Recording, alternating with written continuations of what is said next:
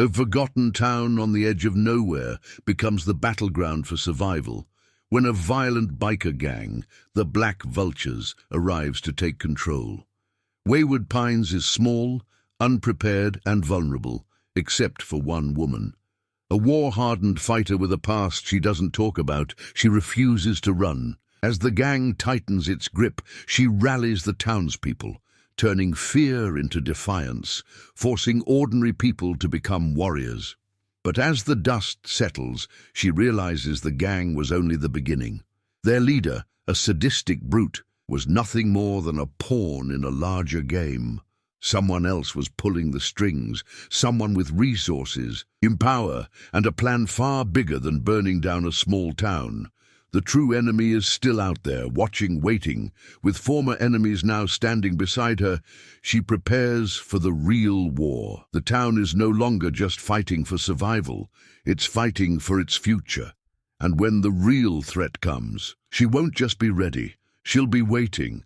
Hold on a moment before we move forward. Let us know where in the world you're watching from. And if you're loving these stories, don't forget to hit subscribe. Tomorrow's episode is going to be absolutely mind-blowing. The quiet hum of a Sunday evening settled over the small Texas town of Wayward Pines, the last vestiges of sunlight sinking beneath the horizon. The air was thick with the scent of dry earth and distant barbecue smoke, a reminder of the town's simplicity, one of the few places left untouched by time. But beneath that peaceful veneer, a storm brewed. At the heart of town, the Church of Redemption stood as a sanctuary for those seeking solace in a place increasingly swallowed by lawlessness. It was an old church, its white wooden frame chipped with time, its stained glass windows casting soft colors onto the rows of polished pews. To the people of Wayward Pines, it was more than a place of worship. It was the last refuge against the darkness that had taken root beyond its doors. Inside, the congregation had gathered for the late-night service. Elderly men in weathered suits, women in modest dresses, and young families filled the pews. Voices joined together in soft harmony, the melody of a hymn rising toward the high-arched ceiling. But among them, sitting toward the back, was Sarah Carter, a woman who did not sing. She sat with her hands folded in her lap, her posture upright but unassuming. Her dark brown hair, just shy of shoulder length, framed a face that carried the weight of untold stories. Dressed in jeans and a simple button-down, she blended easily into the crowd. Yet something about her presence felt off, as if she were a soldier stationed in a place she did not belong. No one in the congregation knew Sarah Carter's past. To them, she was just another newcomer, one of the many souls seeking peace in the church. What they didn't know was that she was a woman who had spent years on battlefields far worse than the one Wayward Pines was becoming. A woman who had survived things that would send most men to their knees. A woman who had learned long ago that peace was a fleeting illusion. Tonight, she had a feeling she wouldn't be leaving the church the same way she had entered. Outside, trouble arrived. The distant sound of motorcycle engines shattered the evening calm like the first crack of a coming storm. One at first, then another, then more, a dozen, maybe more. The Black Vultures had come. Sarah's jaw tightened, her instincts kicking in before she even turned her head toward the stained glass windows. The low, guttural roar of the motorcycles sent a ripple of unease through the congregation, though most had yet to realize what was happening. Only those who had lived long enough to recognize the sound of danger stiffened in their seats. Reverend Cole, an elderly man with a kind face and a trembling voice, faltered mid-sentence at the pulpit. The soft echoes of murmured prayers faded, replaced by a growing silence laced with tension. Sarah's fingers curled into a fist on her lap. Not here, not tonight. She had seen what these men did, how they ruled through intimidation, preying on the weak and feeding off fear. This was not the first time the Black Vultures had rolled through town, but it was the first time they had come here to the church. That meant one thing: they were getting bolder. Sarah remained seated, her eyes scanning the exits, the people around her. She had no weapon, nothing to defend herself with but her hands and whatever was within reach. But she had something far more dangerous than any gun, a mind built for war. The engines cut out, plunging the night into a dreadful silence. Then, footsteps, heavy boots on gravel. Sarah exhaled slowly, pressing her tongue against the roof of her mouth to steady her nerves. She wasn't afraid. Fear had been beaten out of her years ago, but she was calculating, measuring the number of men, their distance, their intent. And then, like a thunderclap in a quiet sky, the church doors burst open. A gust of wind carried the smell of oil, sweat, and blood into the sacred space. The doors slammed against the walls, making several of the older women in the front pews jump. Gasps rippled through the crowd as Jax Miller strode inside, flanked by a half-dozen men clad in leather and denim. The Black Vulture's insignia, a skeletal vulture perched on a rusted wheel, was emblazoned across their backs. Jax was a big man, broad-shouldered and thick with muscle. A jagged scar cut across his cheekbone, giving his smirk an even crueler edge. His long blonde hair was slicked back, his dark eyes scanning the church with the arrogance of a man who had never lost a fight. Behind him, his men spread out, their eyes hungry and reckless. Some of them grinned, enjoying the sight of fear in the congregation. Sarah didn't move. She barely even breathed. She knew their type. Men who took what they wanted and left destruction in their wake. Men who thought they were untouchable. Men who didn't know when to stop. The Reverend took a cautious step forward, his voice wavering but firm. "This is a house of God. Whatever you're looking for, you won't find it here." Jax let out a low chuckle, slow and deliberate. He reached into his jacket, pulling out a cigarette and lighting it right there in the middle of the sanctuary. He took a long drag before exhaling a thick cloud of smoke into the air. "See, that's where you're wrong, preacher," Jax said, his voice thick with amusement. "I'm looking for money, and I think I just found it." A murmur of protest rippled through the congregation. An older man stood up, his hands shaking but his voice steady. "You won't find charity here, boy. We don't have anything for you." Jax tilted his head, studying the man like a wolf would study a lamb. Then, without a word, he backhanded him across the face. The crack echoed through the church like a gunshot. The old man crumpled to the ground, clutching his cheek as gasps and cries filled the air. A woman nearby stifled a sob, covering her mouth with trembling fingers. Sarah felt the old fire ignite inside her, the kind that came just before war. Jax took another step forward, his boots clicking against the wooden floor. His smirk widened. He liked this. He liked the fear. Sarah shifted in her seat, preparing. Then one of the bikers grabbed an elderly woman by the arm, yanking her from the pew. And that was it. The moment Sarah Carter stopped being just another face in the crowd. The moment she stood up. Her movement was swift, almost too fast to register. 1 second she was seated, the next she was behind the man grabbing the elderly woman. And before anyone could react, before any of the bikers could even comprehend what was happening, Sarah grabbed his wrist and twisted. The snap of bone breaking was loud enough to silence the entire room. The biker let out a choked scream, his wrist bent at an unnatural angle. He collapsed to his knees, his eyes wide with disbelief, his mouth agape in agony. Every pair of eyes in the church turned toward Sarah. She exhaled through her nose, slowly releasing the man's shattered wrist, letting him crumple to the floor. Jax's smirk vanished. His amusement turned to something else. Suspicion. Sarah straightened, her dark eyes locking onto his, unyielding, unafraid, unstoppable. The church fell into a deathly hush, and then Jax whispered, "Low and dangerous, who the hell are you?" Sarah rolled her shoulders, her fingers flexing at her sides. "Try me, and you'll find out." A thick silence swallowed the Church of Redemption, stretching unbearably across the space between Sarah Carter and Jax Miller. The Black Vultures had expected terror, submission, obedience. Instead, they had received broken bones and defiance. The biker at Sarah's feet cradled his wrist, his breathing ragged with pain, but she didn't spare him another glance. Her focus remained locked on Jax, reading every detail of his posture, every flicker of calculation behind his dark eyes. He was assessing her. He hadn't expected resistance. Not here, not from her. Jax's smirk returned, but thinner this time, forced. He rolled his shoulders and took another drag from his cigarette before flicking the butt onto the church floor. The tiny ember glowed against the polished wood, smouldering like the tension in the room.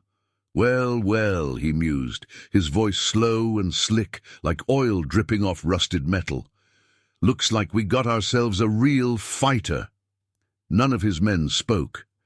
They were still processing what had just happened. The way Sarah had moved, fast, precise, controlled. She wasn't just some local with a stubborn streak, she was something else. Sarah kept her feet planted, her breathing even. Every instinct in her body told her to act now, to take advantage of their hesitation, move before they adjusted. But she couldn't risk it. Not yet. There were too many civilians. Jax gestured toward his fallen man, who was still cradling his broken wrist, sweat slicking his forehead. "Damn, Tommy. You let her do you like that?" The biker, Tommy, gritted his teeth, his face pale with pain.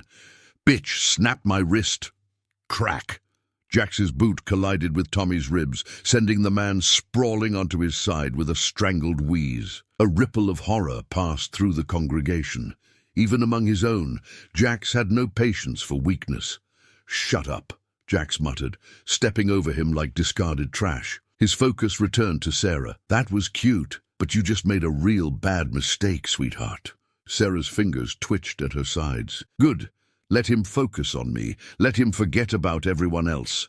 She saw the way the other bikers were shifting now, loosening their grips on their weapons, testing the air. Their leader was here, taking charge. Their fear of her was waning. She needed to stall. "This is a church," she said, her voice calm but firm. "You got what you came for. Walk away." Jax's brow lifted in amusement. "That's so." He took another step forward, stopping just a few feet from her. She didn't back down. "The way I see it," he continued, "you got two choices. One, you get on your knees, beg real nice for forgiveness, and maybe I let this slide. Two, I break you in front of these good folks." Sarah almost laughed. She had spent years in war zones, surrounded by men who thought they could break her. She had survived ambushes, explosions, torture, and now some two-bit thug thought he could intimidate her. Her voice was flat, cold. "You should have stayed outside." For the first time, Jax's smirk slipped, just a fraction. A bead of sweat traced down his temple, catching in the dim light. Then he moved. Fast. A fist, aiming for her jaw. Sarah saw it coming before his muscles had even fully tensed. She twisted left, letting his punch graze the air where her head had been a second ago. Before he could recover, her right hand shot up, a brutal palm strike straight into his throat. Jax choked, stumbling back, his boots scraping against the wood floor.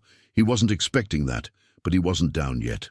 One of his men lunged towards Sarah from behind, stupid, sloppy. She stepped aside, caught his wrist, and wrenched his arm backward with a sickening pop. Another scream. Jax roared, "Get her!" And just like that, the church became a battlefield. Panic erupted. The congregation scattered, people ducking behind pews, covering their heads, shielding their children. Fear turned to chaos. Sarah didn't hesitate. She needed space, needed to control the battlefield. She drove her knee into the biker's stomach, sending him crashing into a pew. Then she pivoted, barely avoiding the swing of another man's crowbar. Jax had recovered, and he was pissed. He barreled toward her, a switchblade gleaming in his fist. Sarah let him come. At the last second, she sidestepped, hooking her arm around his extended limb, and twisted, forcing him forward. His momentum sent him slamming face first into the edge of the pulpit. He hit the ground hard, blood gushing from his nose, but she knew better than to assume it was over. Sarah turned, scanning the room, calculating. More of them were pushing inside now, at least 7 bikers still standing. She was outnumbered, and worse. Jax was smiling. Blood dripped from his nose as he propped himself up on his elbows, laughing through the pain. "All right," he rasped. "Now I'm interested." Sarah clenched her fists, forcing herself to breathe. This wasn't good. Jax wiped his bloody mouth with the back of his hand, his eyes shining with something dark. "You ain't just some church lady, are you?" Sarah didn't answer, but Jax already knew. "She's military," one of his men spat. "She's gotta be." Jax grinned, his fingers tightening around his blade. "That right, sweetheart? You a soldier?" Sarah's jaw twitched. She needed to get these people out. The church had one main exit, but the vultures were blocking it. There was a side door leading toward the back hallways. If she could get the congregation moving that way, they had a chance. But first, she had to make sure the vultures were focused on her. Jax pushed himself to his feet, his confidence restored. He gestured toward his men. "She's good. I'll give her that. But I bet she's only got a few tricks left." He tilted his head mockingly. "So, what's the plan now, soldier?" Sarah exhaled slowly. Then she ran, not away, toward them. Her sudden movement startled them. She dived over a pew, flipping it over to block their path. One of the bikers lunged after her, too slow. Sarah grabbed a thick metal candle stand from the altar and swung hard. It connected with his skull with a sickening thud. The man dropped. The others hesitated, momentarily uncertain. And that was the moment Sarah needed. "Move!" she barked, turning to the congregation. "Get to the back! Now!" The people listened. Reverend Cole and several others hurried toward the back hallway, guiding the children and elderly toward the side exit. Jack saw it happening. His face darkened. "You ain't going nowhere." He charged, knife raised. Sarah turned just in time. The blade slashed through the air, and she dodged. She had survived wars, and if Jax Miller thought he was going to take this church tonight, he was about to find out exactly who he was dealing with. Sarah Carter had been in fights before. She had fought in deserts and cities, in places where the difference between living and dying was a half-second reaction or a single mistake.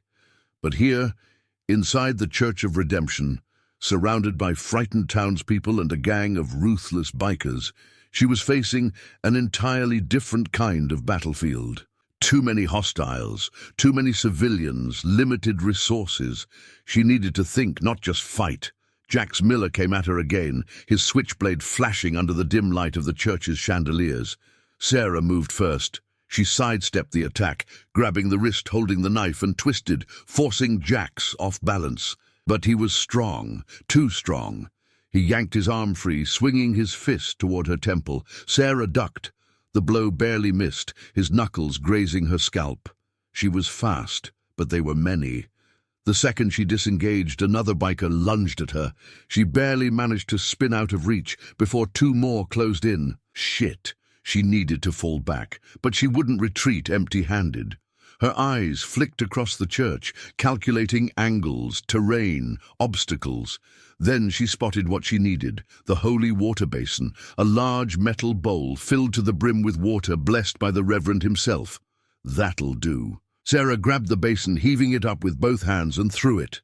The water splashed across Jax's face and chest, the sudden impact making him stumble backward, his grip on his knife loosening. Perfect. Sarah turned and ran.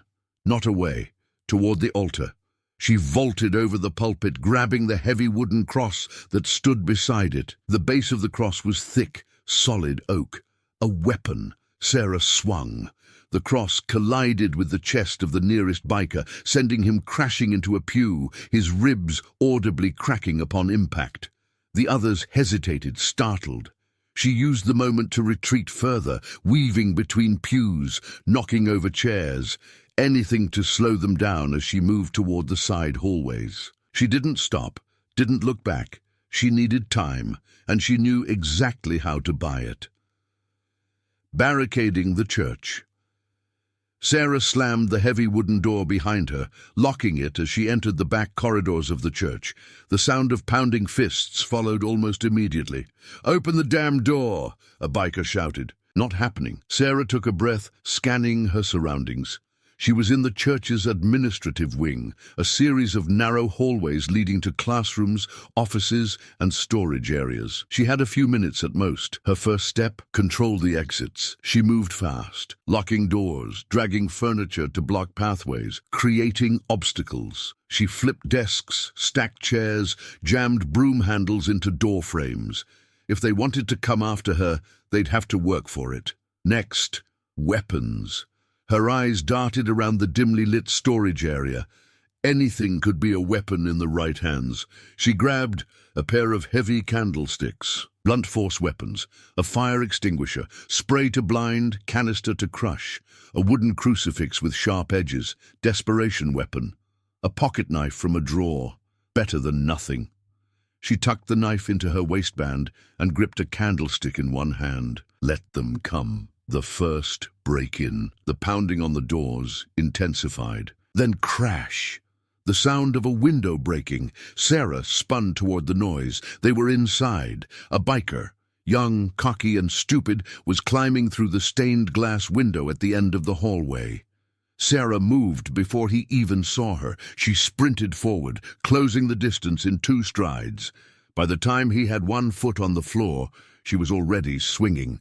The candlestick slammed into his jaw, a wet crunch. He collapsed instantly, his body crumpling halfway through the window. Sarah yanked him the rest of the way inside and let him drop to the floor, unconscious. She exhaled sharply. 1 down. More coming. Preparing for war. Sarah needed a plan. She grabbed the biker's radio from his belt, twisting the knob to listen. Static. Then, voices. "Ridge, you inside?" Silence. Sarah smirked. "Not anymore." "Ridge?" Jax's voice crackled over the radio. Sarah pressed the button and spoke. "He's out," she said, her voice calm. "You're next." A beat of silence. Then Jax's laughter filled the radio. Amused, excited. "Oh, sweetheart," he rasped. "You are making this so much fun." Sarah didn't respond. She was already moving. The next wave footsteps. Heavy, rushed. They were in the hallways now, splitting up to search for her. Sarah flattened herself against a storage closet door, candlestick raised. She listened. 2 men. One moved ahead, the other lingered, watching the rear. A mistake.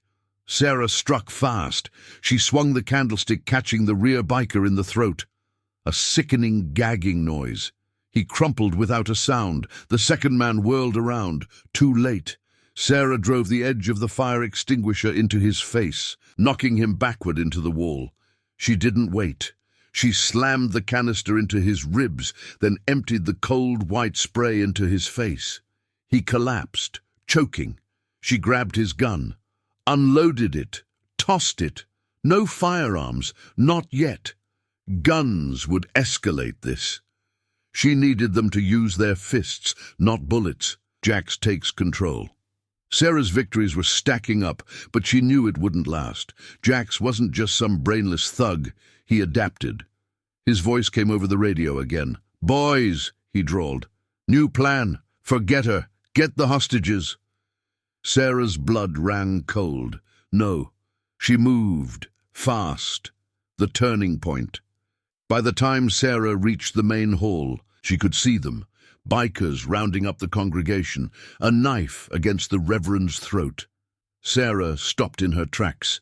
Jax stood at the center of it all, grinning. "You played well, sweetheart," he called, "but you made one mistake."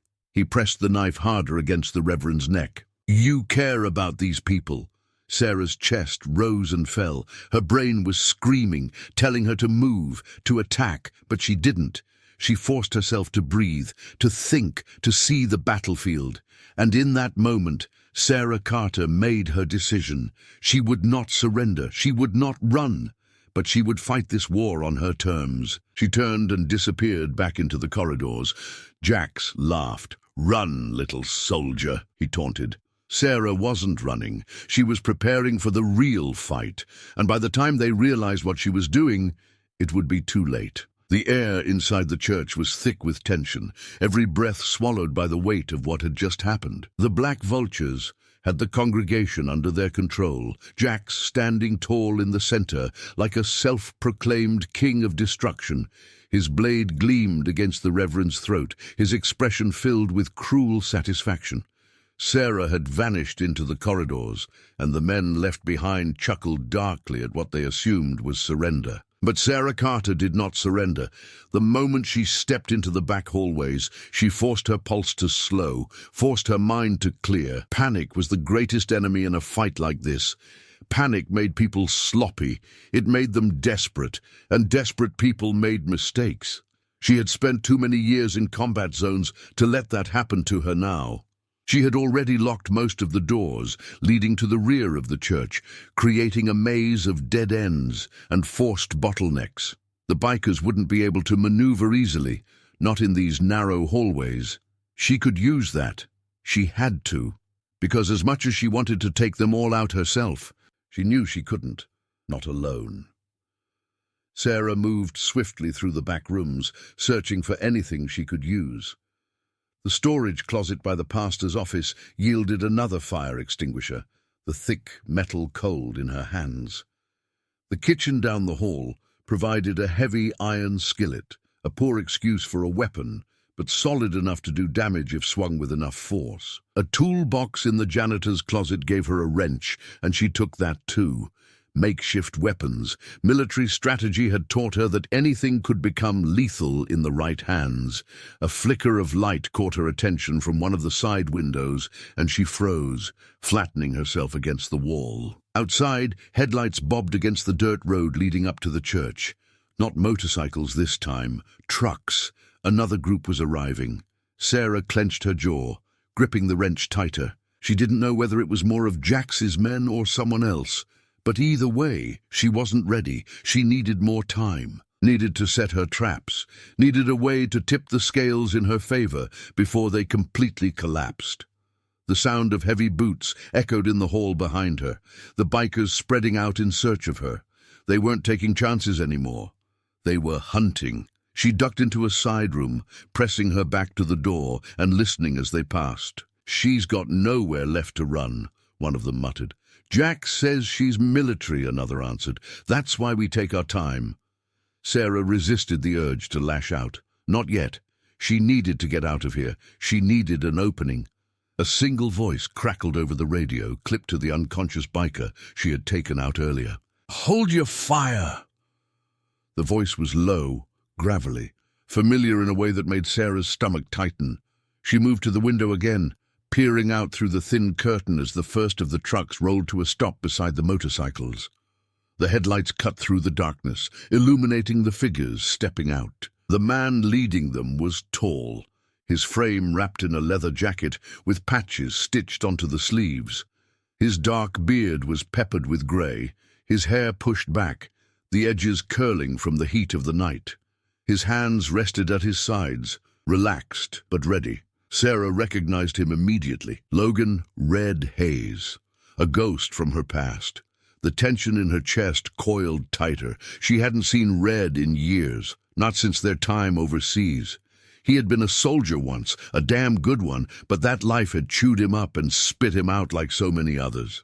The last time they had spoken, he had been drowning himself in whiskey and regret, running from the same demons that had nearly swallowed her whole. And now here he was, standing in the middle of a war zone once again. Red's eyes scanned the scene before him, taking in the motorcycles, the shattered stained glass, the faint glow of smoke curling from the church steps. His gaze flickered toward Jax, then toward the hostages inside. Jax grinned at him, arms spread wide in greeting. "Didn't think you'd show?" Red shrugged. "I was in the neighborhood." Sarah didn't believe that for a second. Jax nodded toward the congregation. "Got a little situation. Some people need to be taught a lesson." Red's gaze followed his motion, lingering on the terrified faces. Sarah knew that look, knew exactly what was going through his mind. Jax's voice lowered. "And I need to handle a problem. You interested?" Red didn't answer right away. Sarah pressed her palm flat against the wall, her heartbeat steady despite the chaos brewing outside. Red wasn't like Jax. He wasn't a man who hurt people for fun, But he was dangerous in his own right, and if he was here, it meant something had pushed him back into this world. She needed to know why. Sarah took a breath and slipped out of the side door, keeping low as she moved toward the edge of the lot. The wind kicked up dust around her boots, the air thick with the scent of oil and gunpowder. Jax was talking again, his voice carrying across the lot. "She's in there somewhere. You want in on this? Be my guest." Red turned, his eyes sweeping over the church, like he could see straight through the walls. Sarah stepped into the open. The moment Red spotted her, his entire body went still. A long silence stretched between them. Then he exhaled a quiet curse under his breath. "Well, I'll be damned." Jax followed his gaze, his grin widening. "There's our girl." Sarah didn't break eye contact with Red. She could see the questions running through his head, the conflict behind his eyes. He wasn't stupid. He knew exactly what Jax was expecting him to do. And he also knew she wasn't going down without a fight. She kept her voice steady. "You're making a mistake, Red." His lips twitched slightly, almost like he wanted to laugh. Wouldn't be the first time. Jax's patience was wearing thin. "You know her?" Red didn't answer right away. Sarah took a step forward, her boots scuffing against the gravel. She kept her hands loose at her sides, ready to move if she had to. "We've met," Red said finally. Jax studied him, suspicion creeping into his expression. "Well then," he said, motioning towards Sarah. "Be my guest." Red didn't move. Sarah held his gaze, willing him to make the right call, because if he didn't, she was going to have to kill him too. The wind howled through the trees, dust swirling between them. Then after what felt like an eternity, Red sighed. "Jax," he said, rubbing a hand over his jaw, "I think you're underestimating this one." Jax scoffed. "What? You scared of her?" Red smirked. "I've just seen what happens when people push her the wrong way." Jax rolled his eyes. "You in or not?" Red exhaled slowly. Then to Sarah's complete surprise, he turned and walked toward her. Every muscle in her body tensed as he approached. When he was close enough that only she could hear him, he murmured, "You got a plan?" Sarah studied him for a long moment, then nodded once. Red smiled. "Well then," he muttered, "let's make a mess." Sarah didn't trust Red. Not yet. Maybe not ever, but right now, she needed him. He was the only reason Jax hadn't given the order to put a bullet in her, and as much as she wanted to believe she could handle this alone, the numbers said otherwise. She could feel Jax watching them, waiting for Red to make a move, to take control of the situation. His patience was wearing thin, and when men like him got impatient, people died. Red kept his voice low. "How bad is it?" Sarah's lips barely moved as she responded. 7 or 8 inside. More outside. You came with how many? 6. Are they loyal to you? He smirked slightly. As loyal as outlaw bikers get, which meant nothing. Sarah had seen enough mercenaries and criminals to know that most of them only followed strength. If Red decided to side with Jax, if he decided she wasn't worth the trouble, this was over. She glanced toward the church doors, her mind working at high speed. She still had the building itself, and she knew it better than any of them. If she could buy time, use the space, she might be able to turn this around. But first, she needed to get away from Jax's eyes. She turned on her heel and walked back toward the church. It was a gamble. Jax might see it as a retreat, might take it as a sign of weakness, but she needed to make them come inside. Behind her, Red hesitated for a moment, then followed.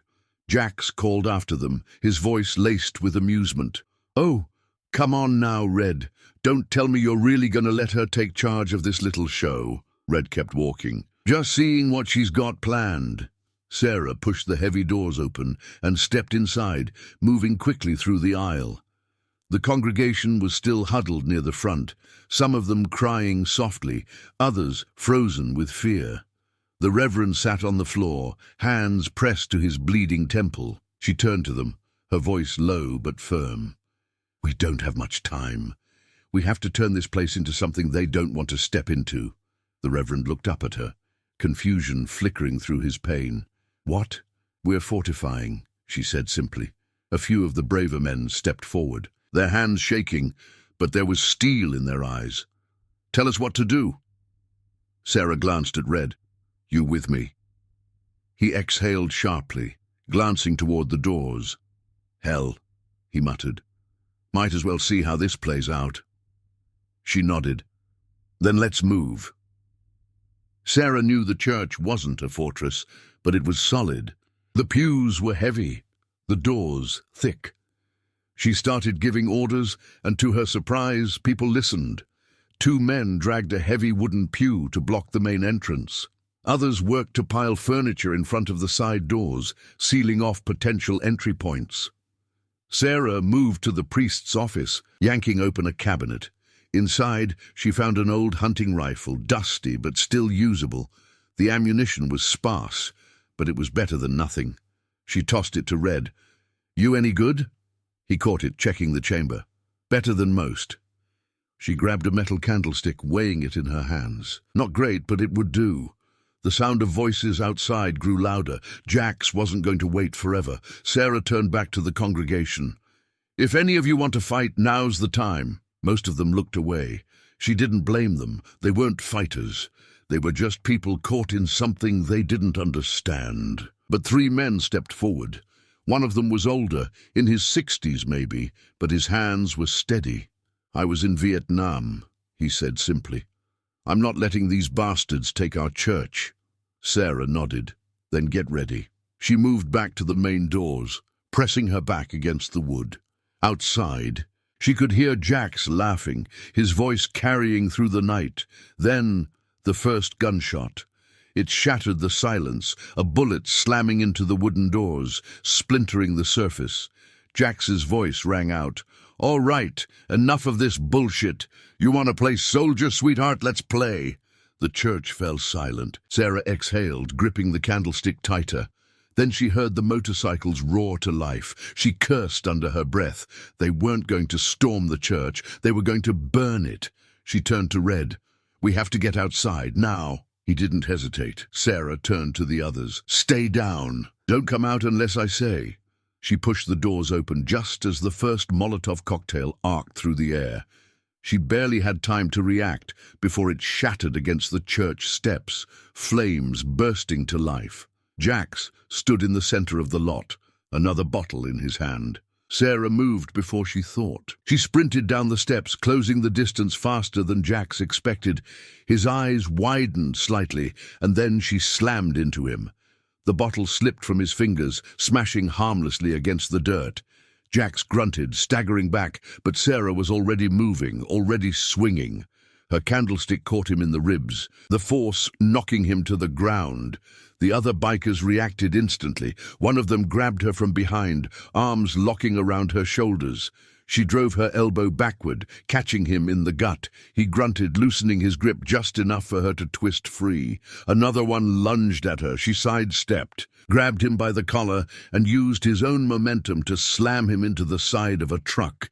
The fight was chaotic, fast, brutal. Sarah barely had time to think, barely had time to breathe. Then, a gunshot, not aimed at her.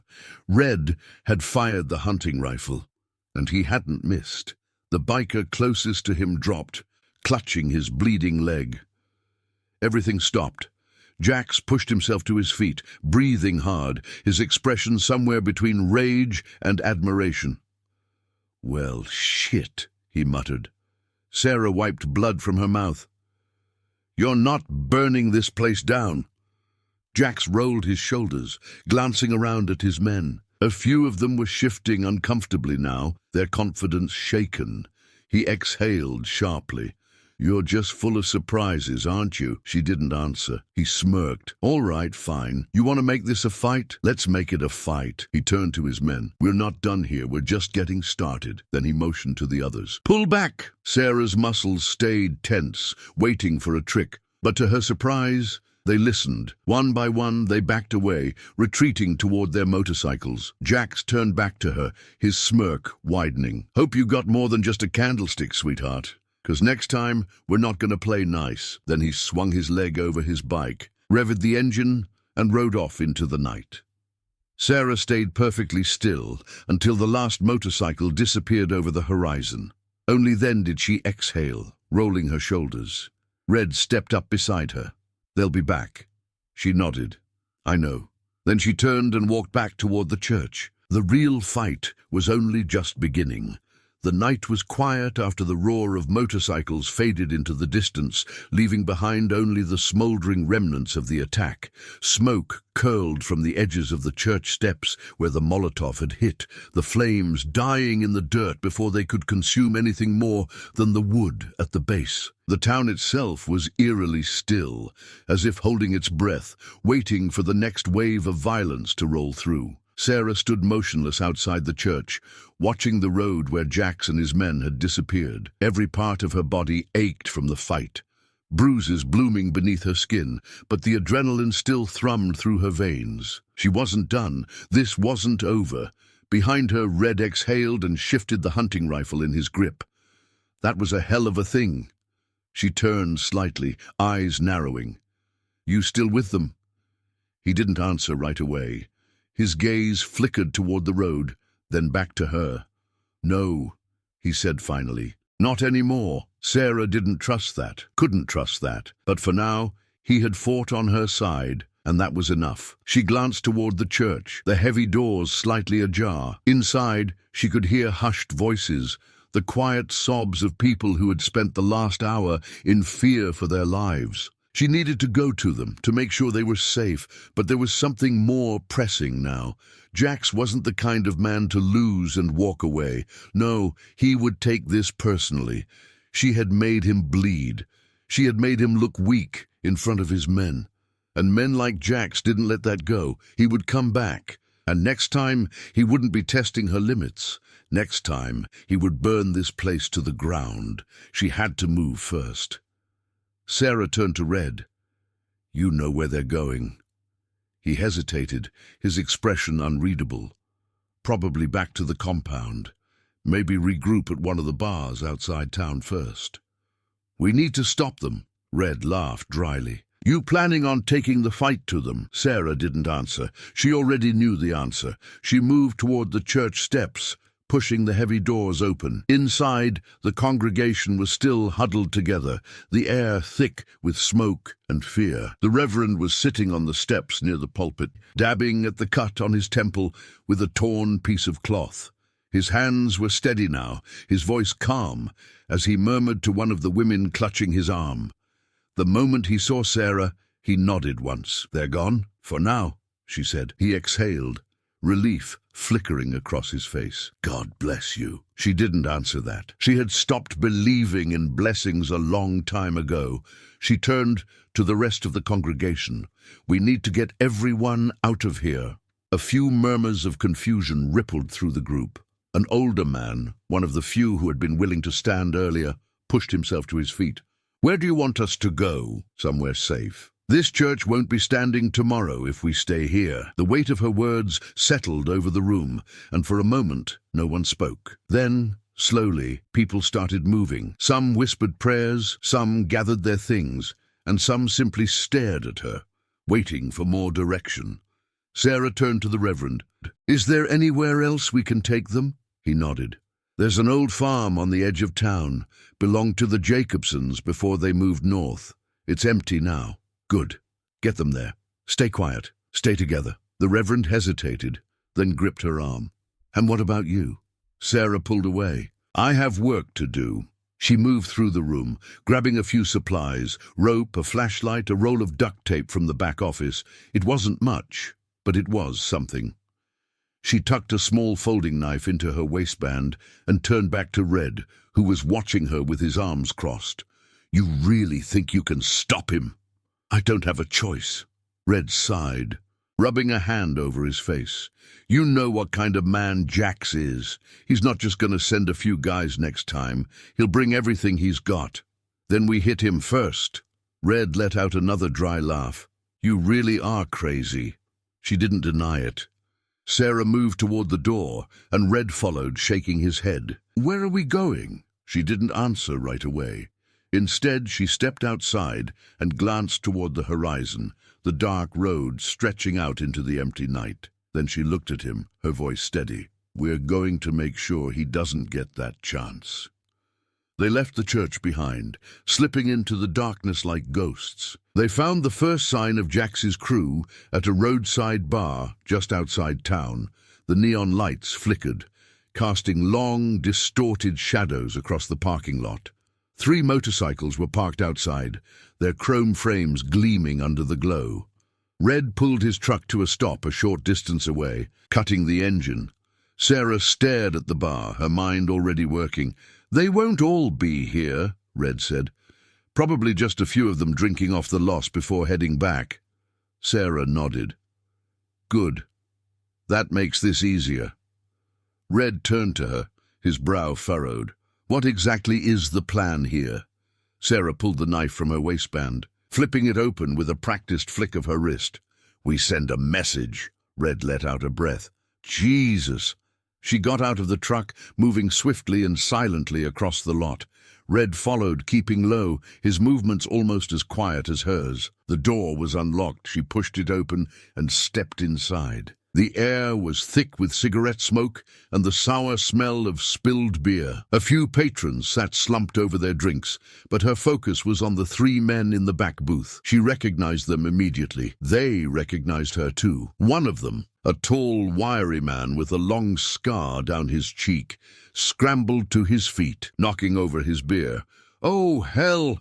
Sarah moved fast. She grabbed him by the front of his jacket, slamming him hard against the wall. His friends jumped up, reaching for weapons, but Red was already moving, his rifle raised. "Sit down," he said calmly. They hesitated. Sarah pressed her knife against the man's throat, her voice barely above a whisper. "Where's Jax?" The man swallowed hard. I don't know." Wrong answer. She pressed harder. "Try again." He let out a strangled breath. He's going back to the compound. He's bringing in more men." "How many?" "I don't know, I swear." Sarah studied him for a moment, then pulled back. "Good. Then you'll deliver a message for me." She turned to Red. "Get me some rope." A few minutes later, they walked out of the bar, leaving behind 3 men tied to their chairs, beaten but alive. As they got back into the truck, Red glanced at her. "That message gonna be enough?" Sarah tightened her grip on the knife. "No," she said, "but it's a start." She stared out at the road ahead, knowing exactly where she was going next. Jax wanted a war. He was about to get one. The wind carried the smell of gasoline. It lingered in the air, heavy and suffocating, mixing with the fading scent of cigarette smoke from the roadside bar. Sarah stood just outside the building, watching the 3 bound men she and Red had left behind, their muffled curses barely registering. The message had been sent, but it wouldn't be enough. Jax would take this personally. Red leaned against his truck, watching her with wary eyes. "We should go. You know what's coming next?" Sarah did. She could feel it in the way the night settled around them, pressing against her skin like an omen. Jax was coming, and when he did, he wouldn't settle for intimidation. He'd destroy everything in his path. Sarah climbed into the truck without a word. Red started the engine, and they pulled away, leaving the bar behind. The road stretched out in front of them, dark and empty, the only sound the steady hum of the tires against the pavement. After a long silence, Red finally spoke. "You got a plan for when Jax comes back?" Sarah kept her eyes on the road. "I don't wait for people like him to make the first move." Red exhaled a dry chuckle. "Yeah. That's about what I figured." The truck sped toward the outskirts of town, where the abandoned Jacobson farm stood waiting. The congregation had made it there safely, thanks to the Reverend and a few others who had taken charge. They were out of immediate danger, but that wouldn't last, not if Jax was still breathing. Red parked near the barn, and they climbed out. The house was dark, but Sarah knew they were inside, waiting. She knocked once before pushing the door open. The congregation was huddled together in the main room. The Reverend sat near the fireplace, his face drawn and tired. The children were quiet, their parents whispering assurances that felt empty. Sarah scanned the faces in the room. "Anyone follow you?" The Reverend shook his head. "Not that we saw." "They will," she said simply. "Jax won't stop because we got away. He'll want to make an example out of all of us." A few people shifted uncomfortably. The fear was still there, thick in the air. Sarah didn't blame them. They weren't soldiers, they weren't fighters, but they would have to be. Sarah turned to Red. "We need to get back to town." The Reverend straightened. "You're leaving?" Sarah nodded. "We need to get ahead of this." "We should stay together," one of the men said, stepping forward. "They already ran us out of the church. If you leave, we'll be defenseless." Sarah met his gaze. No one's defenseless if they're willing to fight. A few murmurs of uncertainty rippled through the group. Sarah sighed. "I don't expect any of you to pick up a weapon and go looking for a fight, but you need to be ready when it comes to you. That means making sure this place is secure." The Reverend nodded slowly. "What do you suggest?" Sarah turned to Red. "How's the barn?" "Sturdy," he said. "Could work as a fallback point if they breach the house." She turned back to the group. "That means blocking off the lower entrances and reinforcing the second floor. If you have to, you retreat up there and make them fight their way through." She could see the doubt in their faces. "I know you're scared," she said. "I know this isn't what you signed up for. But running isn't going to save you. Hiding isn't going to stop them. The only way you get through this is by standing your ground." Silence. Then slowly, one of the men nodded. "What do you need us to do?" Sarah exhaled. "Start moving anything heavy in front of the doors. Block the windows. Make sure no one can get inside without making a lot of noise." The congregation started moving. Sarah turned to Red. "Let's go." They climbed back into the truck, leaving the farm behind as they sped toward town. The streets of Wayward Pines were quiet, but not the kind of quiet that came with peace. It was the silence before a storm, the kind that made the air feel electric. Red pulled the truck to a stop near the church. The damage was still fresh, the scent of burned wood thick in the air. Sarah climbed out first, scanning the area. Nothing moved, no signs of Jax or his men. Red stood beside her. "What are we looking for?" "Anything that tells us how soon they'll be back." They moved through the wreckage, stepping over broken glass and the charred remains of the front steps. Sarah pushed the heavy doors open and stepped inside. The air inside was stale, the pews still overturned from the last fight. She moved toward the altar, her fingers tracing the deep grooves left by the struggle. Her chest tightened. Jax had done this, and he wasn't finished. Red knelt near the door, his fingers brushing over the floor. "Gasoline!" Sarah turned toward him. He lifted his hand, the faint shine of oil glistening in the dim light. "They were planning on burning it down." Sarah's jaw clenched. "Why didn't they?" Red shrugged. "Something stopped them. Maybe you scared them off. Maybe they wanted to do it when they could watch it burn." She exhaled. "Either way, they're coming back." A noise outside caught her attention. Footsteps. Sarah moved before she thought, drawing the small knife from her waistband. She pressed herself against the doorframe, Red mirroring her movements on the other side. The footsteps grew louder. Then, a voice. "You gonna kill me?" "Soldier!" Sarah stiffened. She knew that voice. She stepped into the open. Jack stood a few feet away, a smirk playing on his lips. He was alone, his hands resting at his sides, casual, confident. Red straightened beside her. "How the hell did you get here so fast?" Jax chuckled. "You think I'd leave town after a little scuffle?" Sarah's grip on the knife tightened. "You're either real stupid or real cocky to come back here alone," Jax shrugged. "Or maybe I know you won't kill me." Sarah took a step forward. "You don't know me," he grinned. "I know enough." Silence stretched between them. Then Jax's smile faded. "This ain't over, sweetheart. You took something from me tonight. Made me look weak." Sarah didn't speak.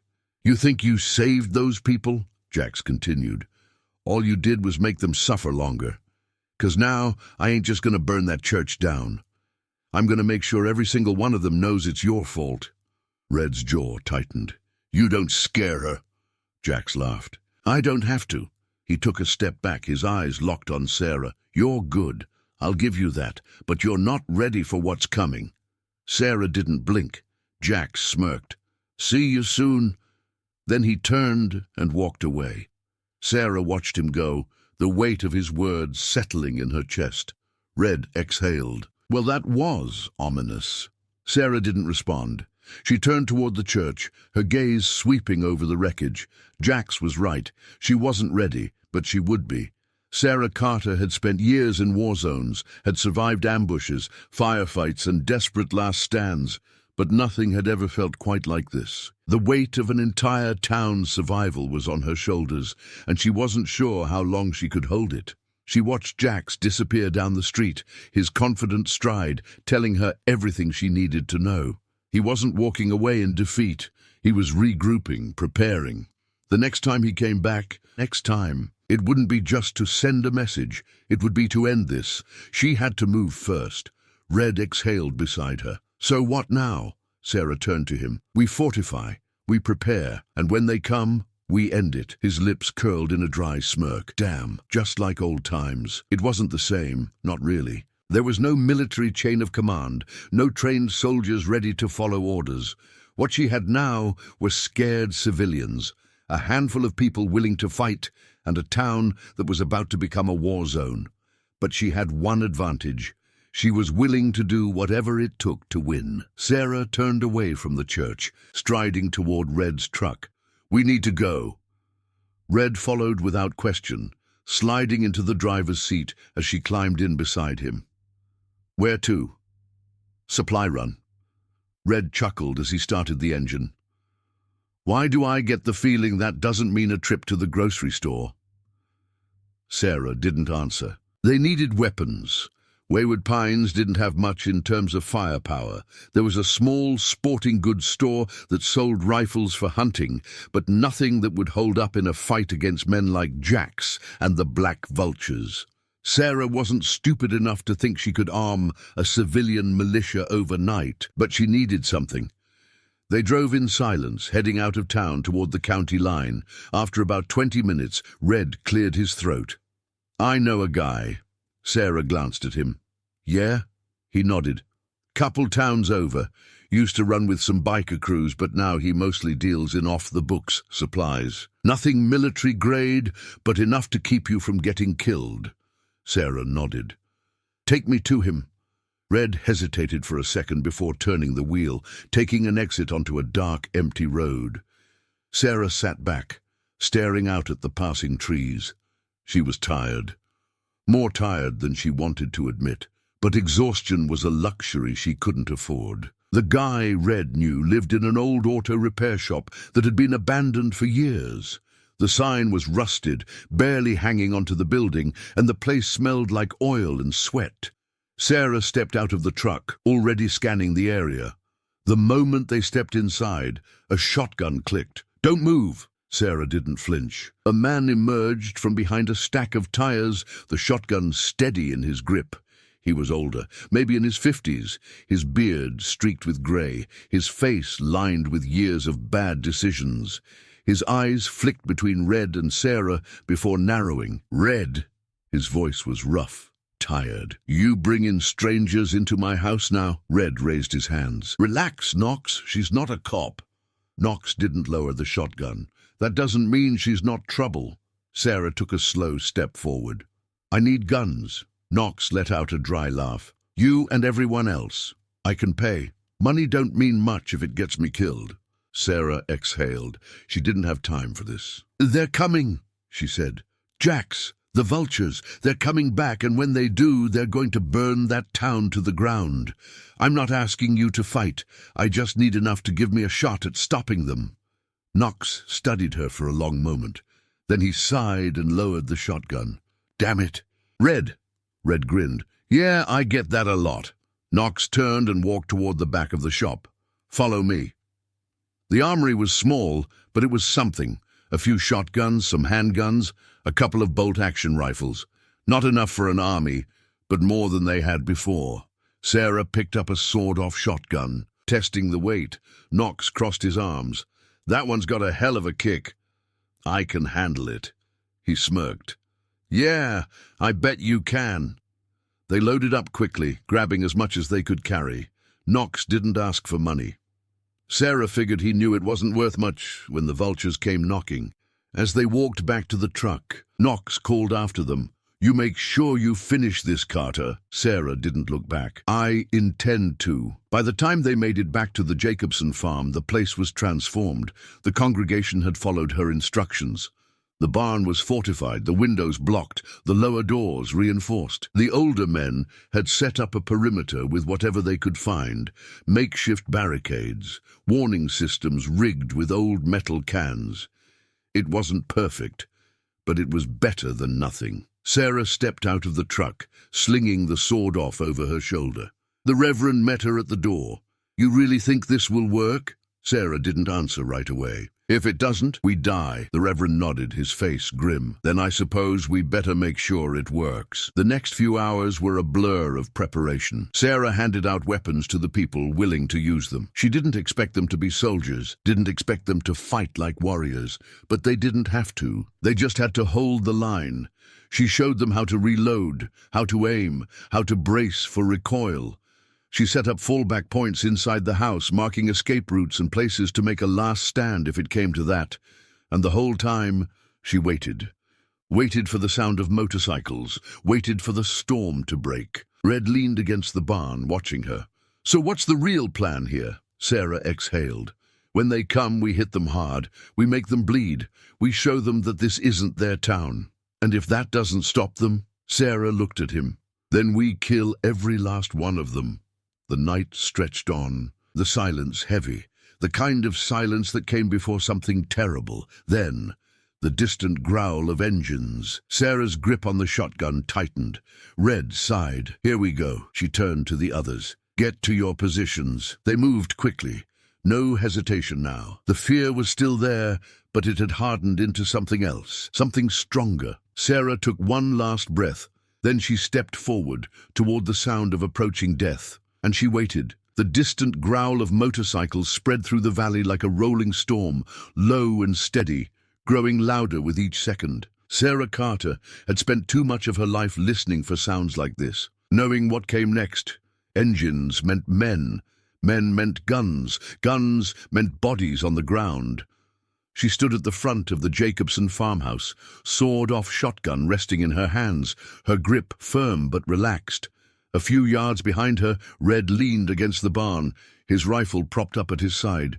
The others, some armed, some not, stood behind barricades of overturned trucks, farming equipment, and anything else they could stack into a makeshift defense.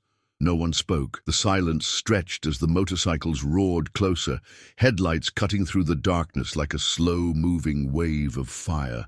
Sarah counted at least 12. Maybe more, their shadows stretching long across the dirt road leading up to the farm. Then came the trucks, 2 of them both dark, their tires kicking up dust. These weren't just for transport. Trucks meant they were carrying something. More men, more firepower. Sarah exhaled slowly, adjusting her stance. Jax hadn't come to play games. The lead bike pulled to a stop first, its engine cutting out, leaving behind the rumble of the others still rolling in. The rider swung his leg off, taking his time, stretching like this was just another job. He was a tall, wiry man with arms covered in tattoos and a deep scar running across his left cheek. Not Jax. Sarah narrowed her eyes. Jax wasn't here. The man looked around lazily, then tilted his head towards Sarah. Well, damn, he muttered, his voice carrying in the dead air. I heard we had ourselves a real fighter out here, but they didn't tell me you were this pretty. Sarah didn't move. The man's grin widened. No hello? No pleasantries? He spread his arms. Ain't no need for all that hostility, darling. We're just here to have a conversation. Red muttered under his breath. That what you call it? The man ignored him, keeping his focus on Sarah. Name's Harlan Cross, he said, rolling his shoulders. I run things when Jax ain't around. Sarah tightened her grip on the shotgun. Where is he? Harlan chuckled. Oh, he'll be along. See, Jax, he's got bigger plans, but he told me to come clean up this little mess first. He motioned toward the farmhouse, his expression almost amused. Look at you. Got these poor folks thinking they can stand up to us. That's real sweet. You giving them hope and all.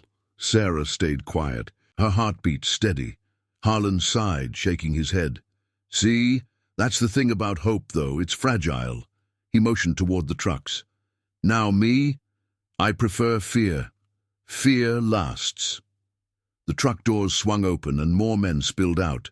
They weren't just bikers, these were different, leaner, quieter. Not gang muscle. Professionals. Sarah's stomach turned to ice. Jax had hired mercenaries. Harlan smirked at her reaction. Surprised. Thought we were just a bunch of dumb bikers. He nodded toward the men. These boys, they ain't like us. They don't care about patches, don't care about turf. They get paid to get a job done. Sarah's mind raced. This changed everything. The Black Vultures were predictable, loud, violent, careless. But mercenaries were something else. They were methodical. They didn't act on rage. They acted on results. One of the men stepped forward.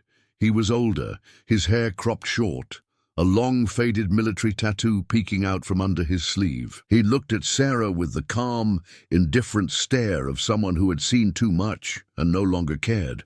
Harlan clapped him on the back. This here is Cooper, ex-military, real good at what he does. Cooper didn't speak. Harlan sighed. So here's what's gonna happen. Y'all are gonna lay down them weapons, step aside, and let us do what needs doing. That means we burn this place down. That means we leave your bodies in the dirt if we have to. Or, he grinned, you get smart and walk away. Sarah didn't hesitate. No. Harlan's grin widened. That's what I was hoping you'd say. Then he stepped back and gave the order. The first gunshot cracked through the air. Sarah ducked behind the old truck as bullets tore into the farmhouse, wood splintering on impact. The congregation inside screamed, scrambling for cover. Red cursed, returning fire from behind the barn. They're spreading out. Sarah risked a glance, her breath coming fast. The mercenaries weren't charging in. They were flanking. They weren't looking for a shootout. They were hunting. Sarah turned and sprinted for the house, firing a single shot from her sword-off as she moved. The force sent one of the bikers sprawling backward, his body hitting the dirt with a sickening thud. Inside, the congregation was pressed against the walls, eyes wide with fear. The Reverend grabbed her arm. What do we do? Sarah reloaded. We hold! A window shattered as bullets ripped through the side of the house. Sarah ducked, then turned to one of the men she had armed earlier. Take position at the back entrance. If they get through, you don't let them pass that door. He nodded, gripping his shotgun tighter. Red's voice crackled through the radio she had given him. They're moving up the left side. 4, maybe 5. Sarah moved fast, pushing through the house to the back. She pressed against the wall near the doorway, listening. Footsteps, close. She exhaled slowly, then moved. She kicked the door open, catching one of the mercenaries mid-step. He stumbled and Sarah swung the butt of her shotgun into his throat. He collapsed. Another man raised his rifle. Too slow. Sarah fired, and the blast sent him tumbling backward. Then she heard the engine. Her head snapped up. Harlan was climbing into one of the trucks. He wasn't staying to fight. He was retreating. Sarah's blood ran cold. This wasn't a loss for him. This was just the first wave. She sprinted forward, dodging bullets as she ran, but the truck's tires kicked up a cloud of dust, swallowing Harlan and the mercenaries as they tore off down the road.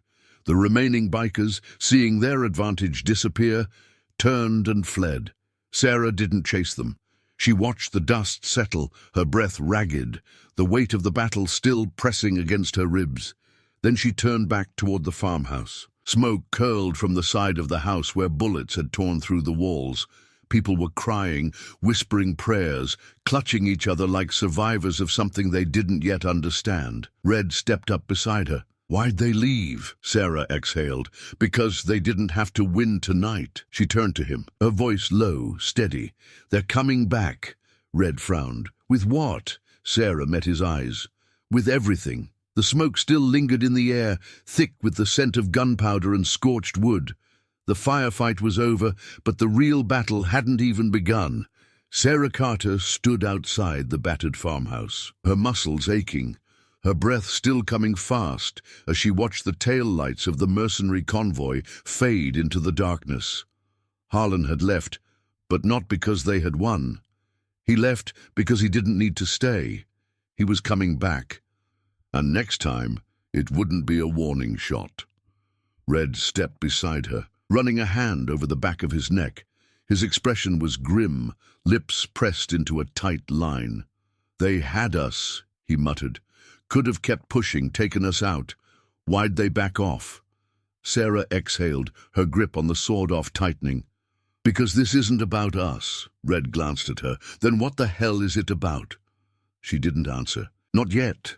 Inside, the congregation was still huddled together, whispering amongst themselves. Fear clung to them, their movements cautious, their voices hushed, as if speaking too loudly might summon death back to their doorstep. The Reverend was tending to an older woman whose arm had been grazed by a bullet. The rest were in various states of shock, some crying, others praying, all of them waiting for someone to tell them what came next. Sarah stepped inside. The moment she did, all eyes turned to her. She wasn't the pastor. She wasn't a leader, but they were looking at her like she was the only thing keeping them alive. The Reverend straightened, exhaustion lining his face. "Is it over?" Sarah shook her head. "No, they'll be back." Murmurs rippled through the room. The fear was thick enough to choke on. One of the men stepped forward, his hands clenched at his sides. He was younger, maybe in his late 20s, with the kind of wiry build that suggested he worked with his hands. "You saw what they brought tonight. How the hell are we supposed to stop them next time?" Sarah studied him, then looked around at the rest of them. "We don't stop them," she said. "We survive them." The murmurs stopped. The young man's jaw clenched. "That's it? That's your big plan? We just sit here and wait to die?" Sarah's voice was calm, but there was steel beneath it. "You're still alive because we made them bleed, and that's why they left. If we want to survive, we do it again." The young man scoffed. "Great. So we just wait for them to roll back in and start shooting again? With what? We barely have enough guns to defend this place." Sarah nodded. "Which is why we don't let them decide when the fight happens." The Reverend's brow furrowed. "What are you suggesting? We go after them first." The silence that followed was deafening. Then the young man laughed bitterly. "That's suicide." Sarah stepped forward, her gaze locked onto his. "No, letting them come back and wipe us out is suicide. These people," she motioned toward the others, "are already dead if we wait.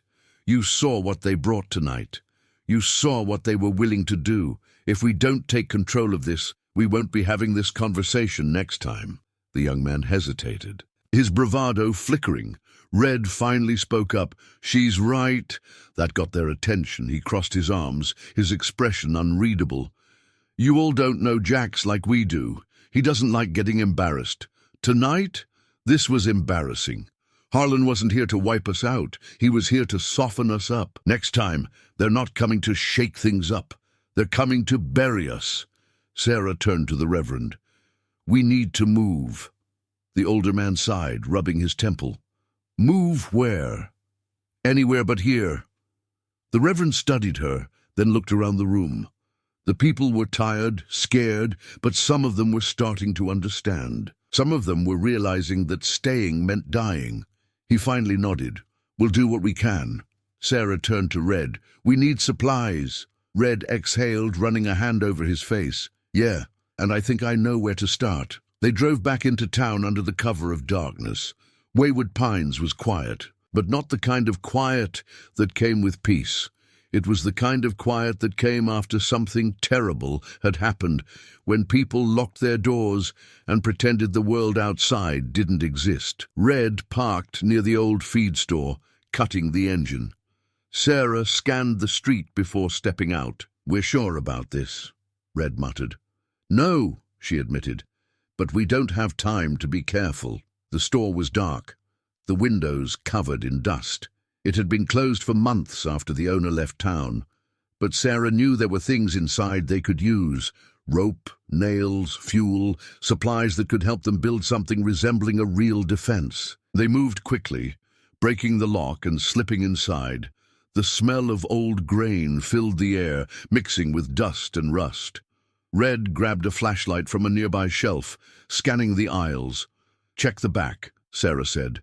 They moved deeper into the store, gathering whatever they could carry. Sarah was reaching for a case of batteries when something shifted outside. She froze. Red caught it too. He reached for the rifle slung over his back. Then A voice. "You're not very subtle, you know that?" Sarah turned, already reaching for her shotgun. A figure stepped out from the shadows near the entrance. It was the sheriff. Sarah's grip tightened on her weapon. Sheriff Langley had always been a problem. Not because he was incompetent, but because he was corrupt. The old lawman tilted his hat, his expression unreadable. "Hell of a mess you stirred up, Carter." Sarah didn't lower the shotgun. "Something tells me you already knew about that." Langley sighed, stepping forward. "Thing is, I've spent years keeping this town from getting wiped off the map, and then you show up, and suddenly we've got bodies in the streets and people running for their lives." Sarah scoffed. "You weren't keeping anyone safe. You were letting Jax run things." Langley shrugged. "Man's got his ways, and so do I." Red stiffened beside her. "You working with them?" Langley's lips twitched. "That depends. What are you going to do if I say yes?" Sarah's finger hovered over the trigger. "I'll put you in the ground next to them." Langley's eyes darkened. "See, that's what I was afraid of." Then he moved. His hand went to his hip, but Sarah was faster. She slammed the butt of the shotgun into his wrist, knocking his gun loose. It clattered to the ground. Langley stumbled back, his face twisting in pain. Sarah pressed the barrel of the shotgun against his chest. "You tell Jax we're coming," she said, her voice cold. Langley swallowed hard. "You're making a mistake." Sarah leaned in. "No," she whispered. "You did." Then she stepped back and cracked him across the jaw. The sheriff crumpled to the ground. Red exhaled. "Well, that's gonna come back to bite us." Sarah didn't answer. She looked down at Langley's unconscious form, then at the gun he had tried to draw. It wasn't a standard-issue sidearm. It was military grade, and that meant one thing. Jax wasn't just working with mercenaries. Someone bigger was pulling the strings, and they were already too late to stop it. Sarah Carter crouched next to the unconscious sheriff, her fingers closing around the grip of his sidearm. The weight of it in her palm told her everything she needed to know. This wasn't some off-the-shelf pistol from a gun store. This was military issue, and that meant Jax's operation went deeper than just a gang of outlaw bikers running roughshod over a small town. Red stepped closer, shifting his rifle. "That's a problem." Sarah nodded, tucking the gun into her waistband. "It means he's not just buying mercenaries. He's got someone supplying him with the kind of firepower that can level a place like this." Red exhaled sharply. "So what's the play?" Sarah glanced down at Langley's unconscious form, his breathing slow but steady. "We don't have much time before someone comes looking for him." She stood up, gripping the shotgun at her side. "We set the trap." Red gave a dry laugh. "You keep saying that like it's a simple thing." Sarah turned toward the door, scanning the darkened street outside the feed store. "It's simple. We make them come to us, and we make sure they don't leave." Red sighed, rubbing the back of his neck. "You ever think maybe you should have gone into diplomacy?" Sarah cracked a humorless smile. "Not really my skill set." They moved quickly, slipping out into the night before anyone could come looking for Langley. The sheriff would wake up soon, and when he did, he'd either run straight to Jax or radio out a warning. Either way, they were on borrowed time. The road back to the Jacobson farm was empty, save for the distant glow of headlights moving through the town. Jax's men were still circling, looking for stragglers, waiting for the right moment to strike. But Sarah wasn't going to let them choose when the fight happened. As soon as they pulled up to the farmhouse, Sarah climbed out of the truck and scanned the horizon. The sky was dark, no moonlight to cut through the thickening clouds. A storm was coming. Good. She stepped inside the house to find the congregation waiting for her. The tension in the room was suffocating. People huddled together, speaking in hushed voices, their fear as thick as the smoke that had clung to the air after the last fight. The Reverend stood, his tired eyes searching hers. "What happened?" Sarah set her shotgun on the table. "Sheriff Langley's working with them. Jax isn't just some small-time thug. He's got backing, weapons, resources." The words settled over the room like a death sentence. The younger man from earlier, Daniel, she remembered, stepped forward, his jaw clenched. "So what do we do? Keep running?" Sarah shook her head. "No, we make them come to us." Murmurs rippled through the group, some scared, some uncertain, but some, just a few, looked ready. The Reverend exhaled. "What do you need?" Sarah pointed at the furniture. "Barricade the lower floor. Windows. Doors. Everything. Anyone who can handle a gun, you're with me." Daniel nodded. "I can shoot." Sarah looked him over. He wasn't a soldier, but he wasn't a coward either. "Then get ready." Red crossed his arms. "And what's the actual plan?" Sarah took a breath. "We lure them into the basement." That got everyone's attention. Daniel frowned. "The basement?" Sarah nodded. "It's the strongest part of the house. Thick stone walls, only 2 ways in. We funnel them in, cut off their escape, and take them out." Red rubbed his jaw. "Gotta admit, it's got potential. But how do we make sure they go where we want them to?" Sarah pulled out the sheriff's gun and set it on the table. "We let Langley do it for us." The Reverend's face darkened. "You're going to use him as bait." Sarah met his gaze. "I'm going to make him do what he was already planning to do. Lead them here." The room fell silent. Then the Reverend nodded. "I don't like it, but I don't see another way." Sarah looked around. "Anyone who doesn't want to fight, get into the barn. Stay quiet, stay down." The congregation moved, some hesitant, others determined. The ones who stayed had a fire in their eyes. It would have to be enough. They tied Langley to a chair in the middle of the main room. His head lolled forward as he started to come to, a low groan escaping his throat. Sarah crouched in front of him. "Wake up!" His eyes fluttered open, unfocused at first, then sharp with realization. He tried to move, but the rope held tight. He exhaled through his nose. "You're making a mistake." Sarah didn't blink. "You're going to call Jax." Langley chuckled, shaking his head. "You really think he's dumb enough to walk into a trap?" Sarah tilted her head. "He doesn't need to walk in. He just needs to send his men." Langley's jaw tightened. Sarah held up the radio she had taken from his belt. "You tell them you've got us surrounded, that we're holed up here, waiting to be taken out." She leaned in, her voice dropping to a whisper. "And if you don't, I put a bullet in your knee and let you watch how this ends from the ground." Langley studied her. "You won't do it." Sarah met his gaze, her expression unreadable. "Try me." Langley held the stare for a long moment, then exhaled. "You really think this is going to work?" Sarah stood. "Call him." Langley hesitated, then took the radio. "This is Langley," he said, his voice even. "I've got 'em. They're holed up at the Jacobson farm. Surrounded." The radio crackled. Then came Jax's voice. "That's so." Langley swallowed. "Yeah, they're boxed in. No way out." A pause, then Jax laughed. "Good man. Keep 'em warm for me." The radio went silent. Sarah turned to Red. "They're coming." Red sighed. "Let's hope this basement plan of yours works." They waited in the dark. The house was silent, the only sound the distant rumble of motorcycles. The tension was suffocating. Sarah crouched near the basement door, shotgun ready. The others were in position, hidden in the shadows. The first crash came from the front door, then the side. Footsteps thundered inside. Jax's men moved fast, sweeping through the house, calling out for their targets. Sarah counted their movements. She waited. Then, "Basement's open!" one of them shouted. Exactly what she wanted. Footsteps rushed toward the stairs. Sarah exhaled. Then she sprang forward, kicked the door shut and locked it. Shouts erupted from below. Then Red tossed the gas can down the stairs. Sarah struck the match. The explosion shook the house. The screams lasted longer, and Sarah Carter, for the first time since this fight started, allowed herself to breathe. But it wasn't over. Jax wasn't here, and that meant the worst was still coming. The explosion rocked the foundation of the Jacobson farmhouse, shaking the walls and sending a deep, hollow boom into the night air.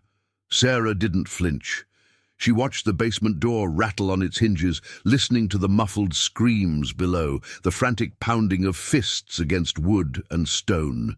Smoke curled from the gap under the door, thick with the scent of gasoline and burning flesh. She exhaled, adjusting her grip on the sawed-off shotgun. Red stepped beside her, his rifle hanging loose at his side. He was breathing hard, his face smeared with dirt and sweat, but there was a glint in his eye, a flash of something close to admiration. "Well," he muttered. That sure as hell sent a message. Sarah didn't answer. She wasn't interested in sending messages. She was interested in ending this. She turned back toward the rest of the house. The others were still in position. The ones who had chosen to fight, gripping their weapons tightly, their knuckles white. The farmhouse smelled of gunpowder and sweat, the lingering fear clinging to the air like static before a lightning strike. From the back room, the Reverend stepped forward, his face lined with exhaustion. "Is it over?" Sarah shook her head. No, because Jax wasn't here. She had been in enough fights to know the difference between a victory and an opening act. The men they had just trapped and burned were expendable, foot soldiers sent ahead to soften them up. Jax hadn't risked himself because he didn't need to. He was watching, waiting, and now he knew exactly how far she was willing to go. Red wiped a hand over his face. If Jax was coming, he'd be here already. This was a setup. Sarah nodded. "He's drawing us out." Daniel, the younger man who had been the first to stand up in the church, stepped forward, gripping the rifle she had given him earlier. "Then we go after him first." Sarah turned to him, studying the fire in his eyes. He was scared, but it didn't stop him from standing his ground. He had been thrown into a war he hadn't asked for, but he was still here, still fighting. She nodded. "We will." She turned back to Red. "Get the truck." Red frowned. "You want to go now?" "Yes." The Reverend's voice was weary. "Sarah, you barely have enough people to defend this place as it is." Sarah met his gaze. "This place won't matter if we don't finish this tonight." The Reverend hesitated, then finally nodded. He understood. This wasn't just about a building.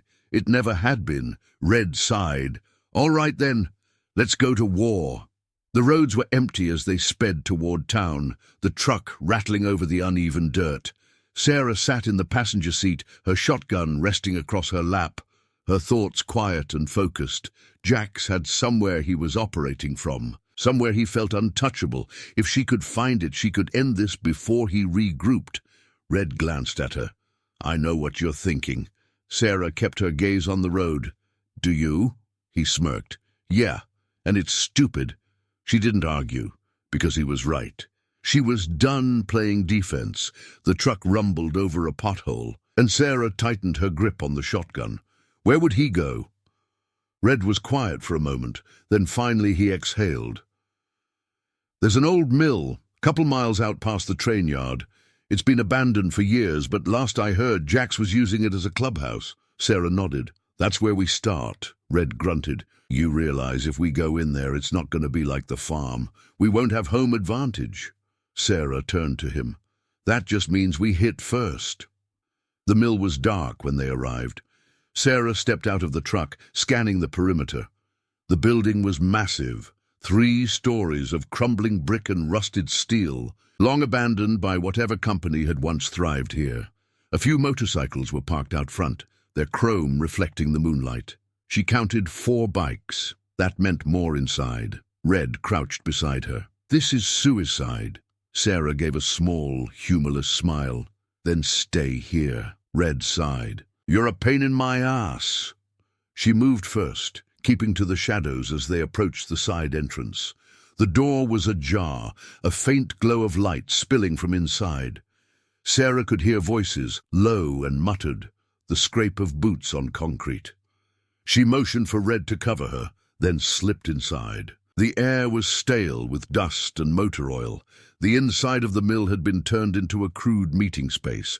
Broken-down couches, tables covered in empty beer bottles, the walls lined with stolen signs and gang insignias.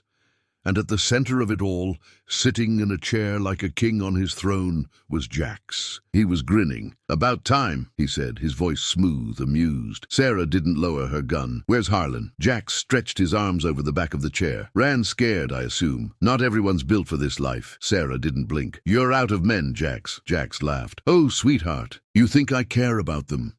Sarah's grip tightened on the shotgun. "You should."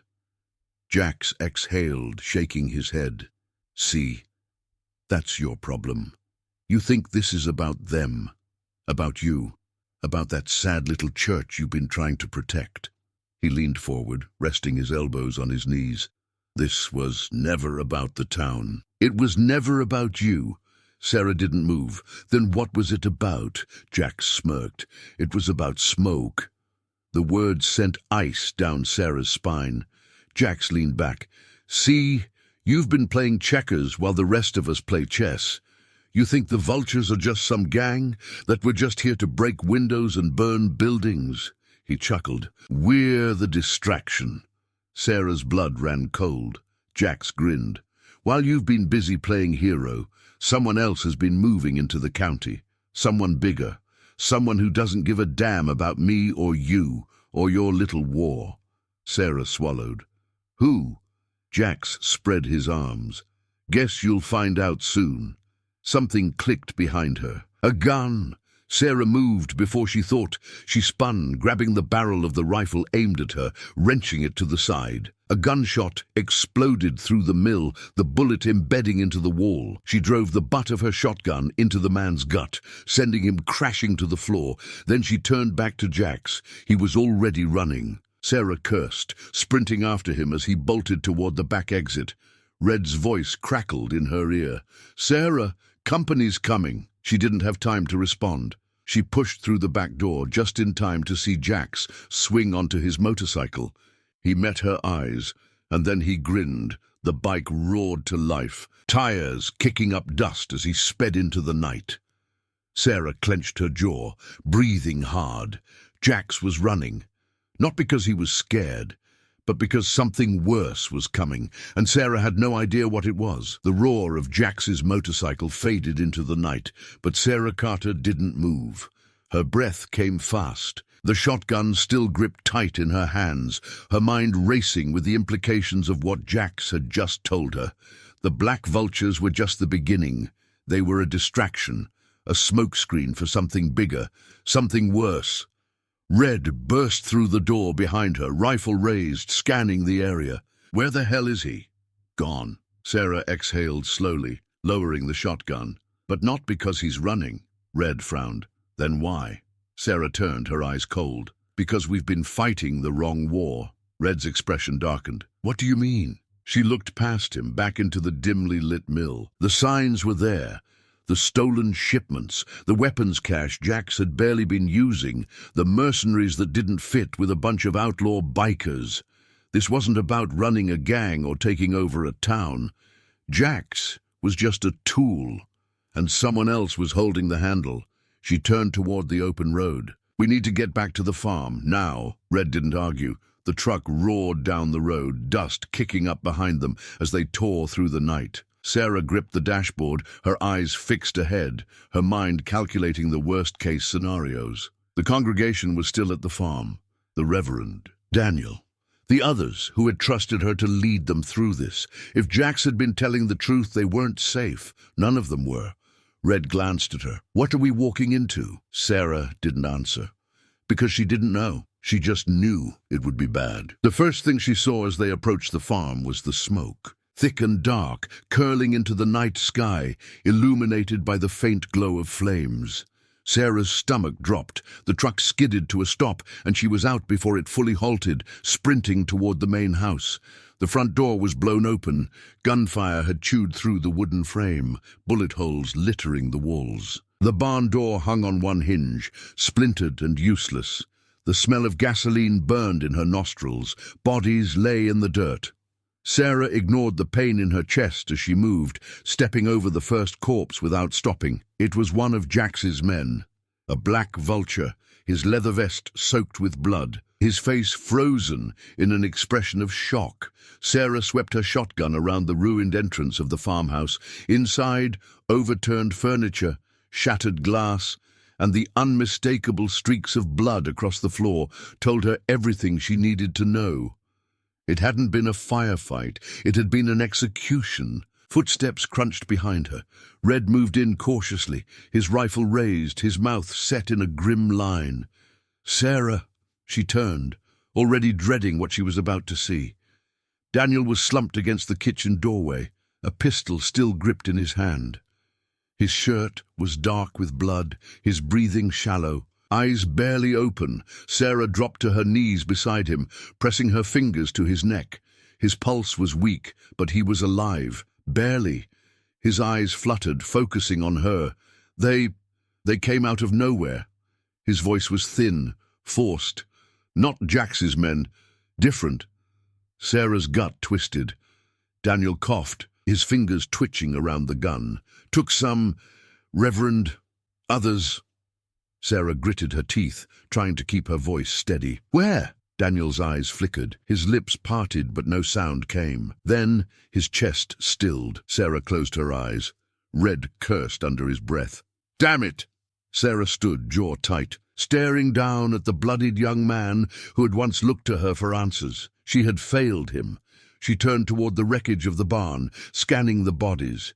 Some were Jax's men, some were not. These new bodies weren't bikers. They weren't wearing cuts. They were wearing military gear. Sarah's fingers curled into fists. Jax wasn't lying. Red stepped beside her, his voice low. This wasn't just some gang hit. These guys were professionals. Sarah nodded. They weren't here to fight. They were here to take.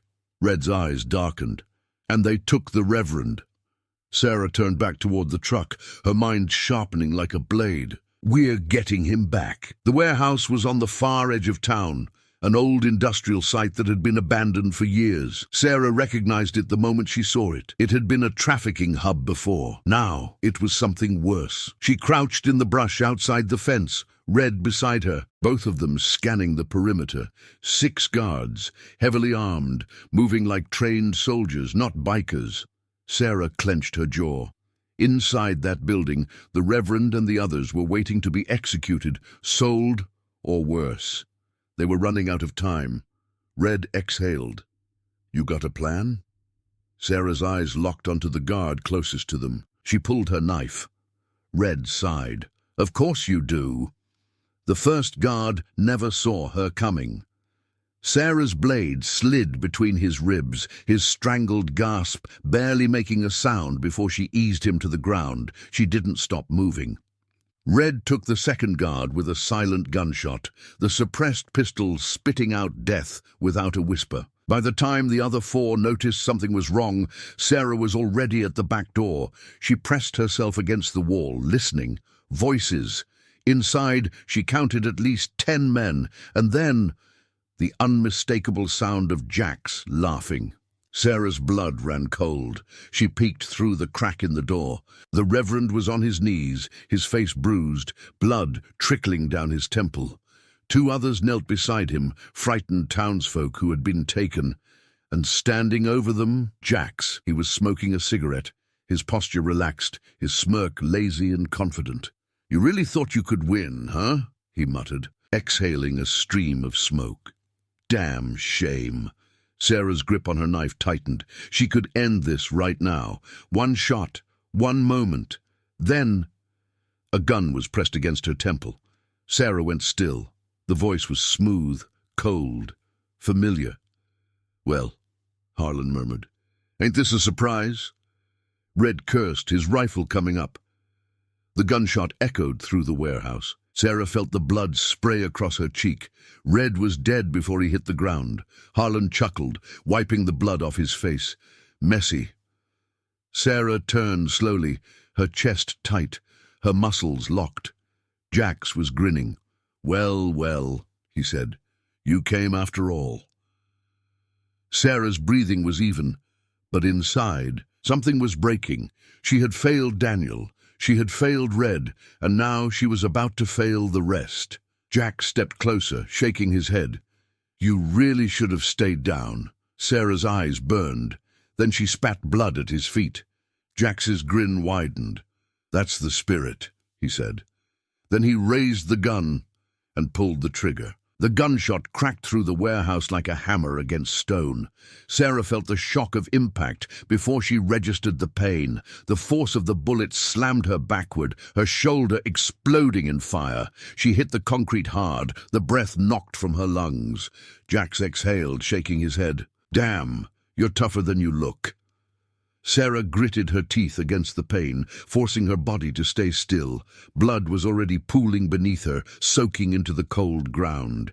She focused on her breathing, shallow and controlled, counting each second. Don't move. Don't react. Wait. Jax knelt beside her, still smirking. Bet you're wondering why you're not dead yet. She didn't answer. He let out a soft chuckle, reaching into his pocket for a cigarette. See, I like a good fight. And you made this real interesting. He tapped the cigarette against his boot before lighting it, taking a slow drag. But I'm a businessman, Sarah, and business always comes first. Sarah forced her fingers to twitch, testing movement in her injured arm. It wasn't useless. Not yet. Jax exhaled a cloud of smoke. The way I see it, you got two choices. 1, you bleed out right here while I finish my work. Or 2, you tell me what I want to know. And maybe I let you live long enough to see another sunrise. Sarah finally let out a slow breath. Go to hell. Jax grinned. Already got a seat waiting. Behind him, Harlan shifted, his expression unreadable. He wasn't as cocky as Jax. He was watching, calculating. That was the difference between them. Jax thrived on chaos. Harlan understood strategy. Sarah locked eyes with him. You're wasting time. Jax let out another laugh. Damn, even bleeding out you got attitude. He flicked his cigarette away and stood. Harlan, tie her up. We got work to do. Harlan hesitated, just for a second, but Sarah caught it. Jax didn't. Harlan exhaled and crouched beside her, his grip rough as he grabbed her wrists. His voice was low, just for her. Stay still. Sarah's pulse jumped. Harlan wasn't with Jax, not anymore, but he couldn't move yet. Not here, not now. He wrapped the rope tight around her wrists, then yanked her up onto her knees. Pain exploded through her shoulder, but she swallowed it down. Jax turned away, motioning for his men. Get the Reverend. We're finishing this. The Reverend struggled as 2 mercenaries hauled him forward. His face was swollen, his lips split, but his eyes were still clear. You don't have to do this, Jax scoffed. Yeah. You want to pray for my soul? Save it. You and your people cost me a lot, and someone's got to pay. One of the men held up a gas canister. Jax smirked. I say we send a message. Sarah clenched her fists. They were going to burn him alive. Harlan stepped closer, his body angled slightly toward her. She could feel the tension in his movements, the way his fingers twitched at his side. He was waiting. Jax sighed. Any last words, preacher? The Reverend held his head high. Violence isn't power, son. You think you own this world because you can make people afraid, but fear dies. Courage doesn't. Jax rolled his eyes. Cute. He pulled his gun. Sarah moved. Harlan moved first. His elbow slammed into Jax's gut, knocking him off balance. At the same time, he cut Sarah's ropes. She lunged. Her hands closed around the shotgun one of the mercenaries had left on a crate. She swung it hard. The stock crashed into the side of Jax's head, sending him sprawling. The warehouse erupted into chaos. Harlan turned, taking out the first mercenary with a clean shot. Sarah hit the ground, rolling for cover as bullets tore through the air. Jax was screaming, his voice raw with rage. Kill them! Kill them both! Sarah didn't stop. She brought the shotgun up and fired point-blank into the chest of the nearest man. Blood sprayed. Another turned his rifle toward her. Too slow. Harlan shot him in the back of the head. The Reverend dove for cover as gunfire shredded the crates around him. Sarah moved toward him, her body running on sheer adrenaline. We need to get out! Jax tackled her. They hit the ground hard, her wounded shoulder exploding in fresh agony. Jax's hands closed around her throat. Sarah gasped, twisting, trying to pry his fingers off, but he was too strong. His face was inches from hers, his teeth bared in a snarl. You really thought you could win? Sarah's vision blurred. Then Jax screamed. Harlan's knife sank into his side. Jax's grip loosened for a fraction of a second. Sarah drove her knee up into his gut. He collapsed off her, coughing, blood pouring from his side. Sarah grabbed the shotgun. Jax kicked it away. They both lunged. Jax's fist crashed into her jaw. White-hot pain flashing across her skull. She barely stayed conscious, barely stayed moving, but she didn't stop.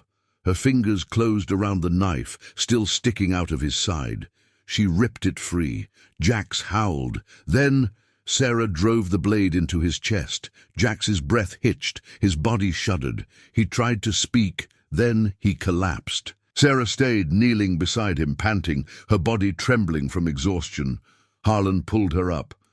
"We need to go." The remaining mercenaries were running. Without Jax, they had no orders, no loyalty.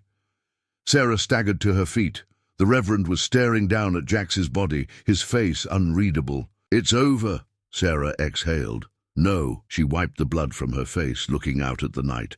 "This was just the first war." Harlan nodded. "You think the people backing him are going to stop?" Sarah shook her head. "No," she turned toward the Reverend. "Get the people home. This town belongs to them again." He hesitated, then nodded. "And what about you?" Sarah picked up Jax's gun, rolling it in her palm. "I've got work to do." She looked at Harlan. "You in?" Harlan exhaled, then smirked. "Yeah." Sarah turned toward the darkness beyond the warehouse, where something bigger was waiting. Jax had been the beginning. Now it was time to end it. She took the first step forward and didn't look back. The morning after the battle at the warehouse, the town of Wayward Pines woke to an unfamiliar sound. Silence. No roaring motorcycles tearing down the main street. No shattered windows, no distant gunshots in the night. For the first time in years, there was nothing. Sarah Carter stood at the edge of town, the cool wind sweeping through the empty road ahead. The weight of the past few days pressed down on her, heavier than the shotgun she still carried in her hands. Jax was dead. The black vultures were shattered. But the war wasn't over. Harlan leaned against the side of Red's truck, arms crossed, his gaze distant. He had stayed. She wasn't sure why. Maybe because he had nowhere else to go. Maybe because he wanted redemption for the things he'd done under Jax's orders. She didn't ask. The Jacobson farm was quiet when they returned. The damage from the attack was still fresh. The main house was riddled with bullet holes. The barn still reeked of gasoline. But the people inside were alive. That was something. The Reverend met them at the door, his face lined with exhaustion, but his eyes steady. "Is it done?" Sarah nodded.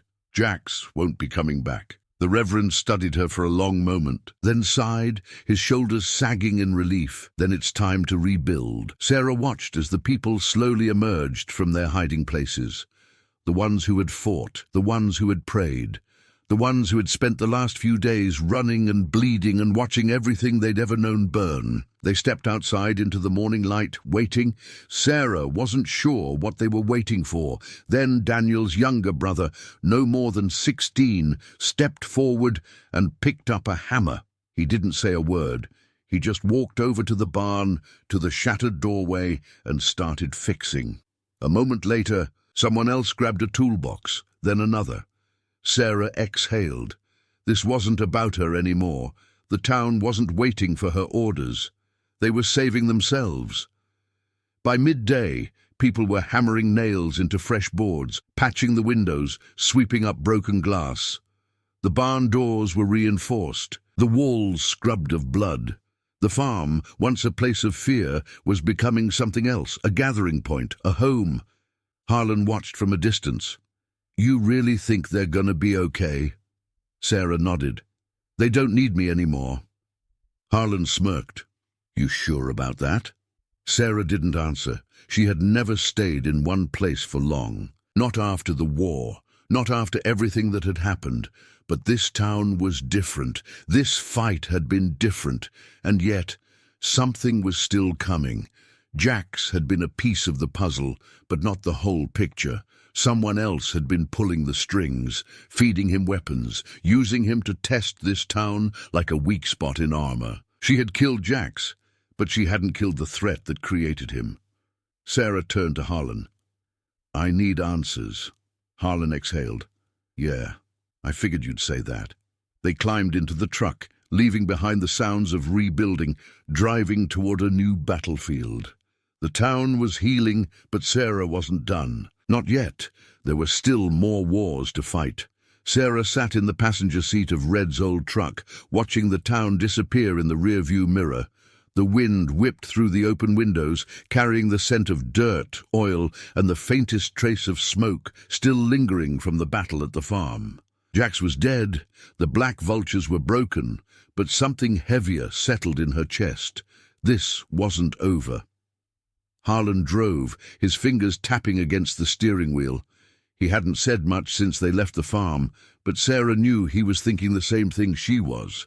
Jax had been working for someone bigger, and now that he was gone, that someone was going to notice. They drove for hours, following old back roads that led them further from Wayward Pines, deeper into the places where law didn't exist, where the people in charge weren't elected.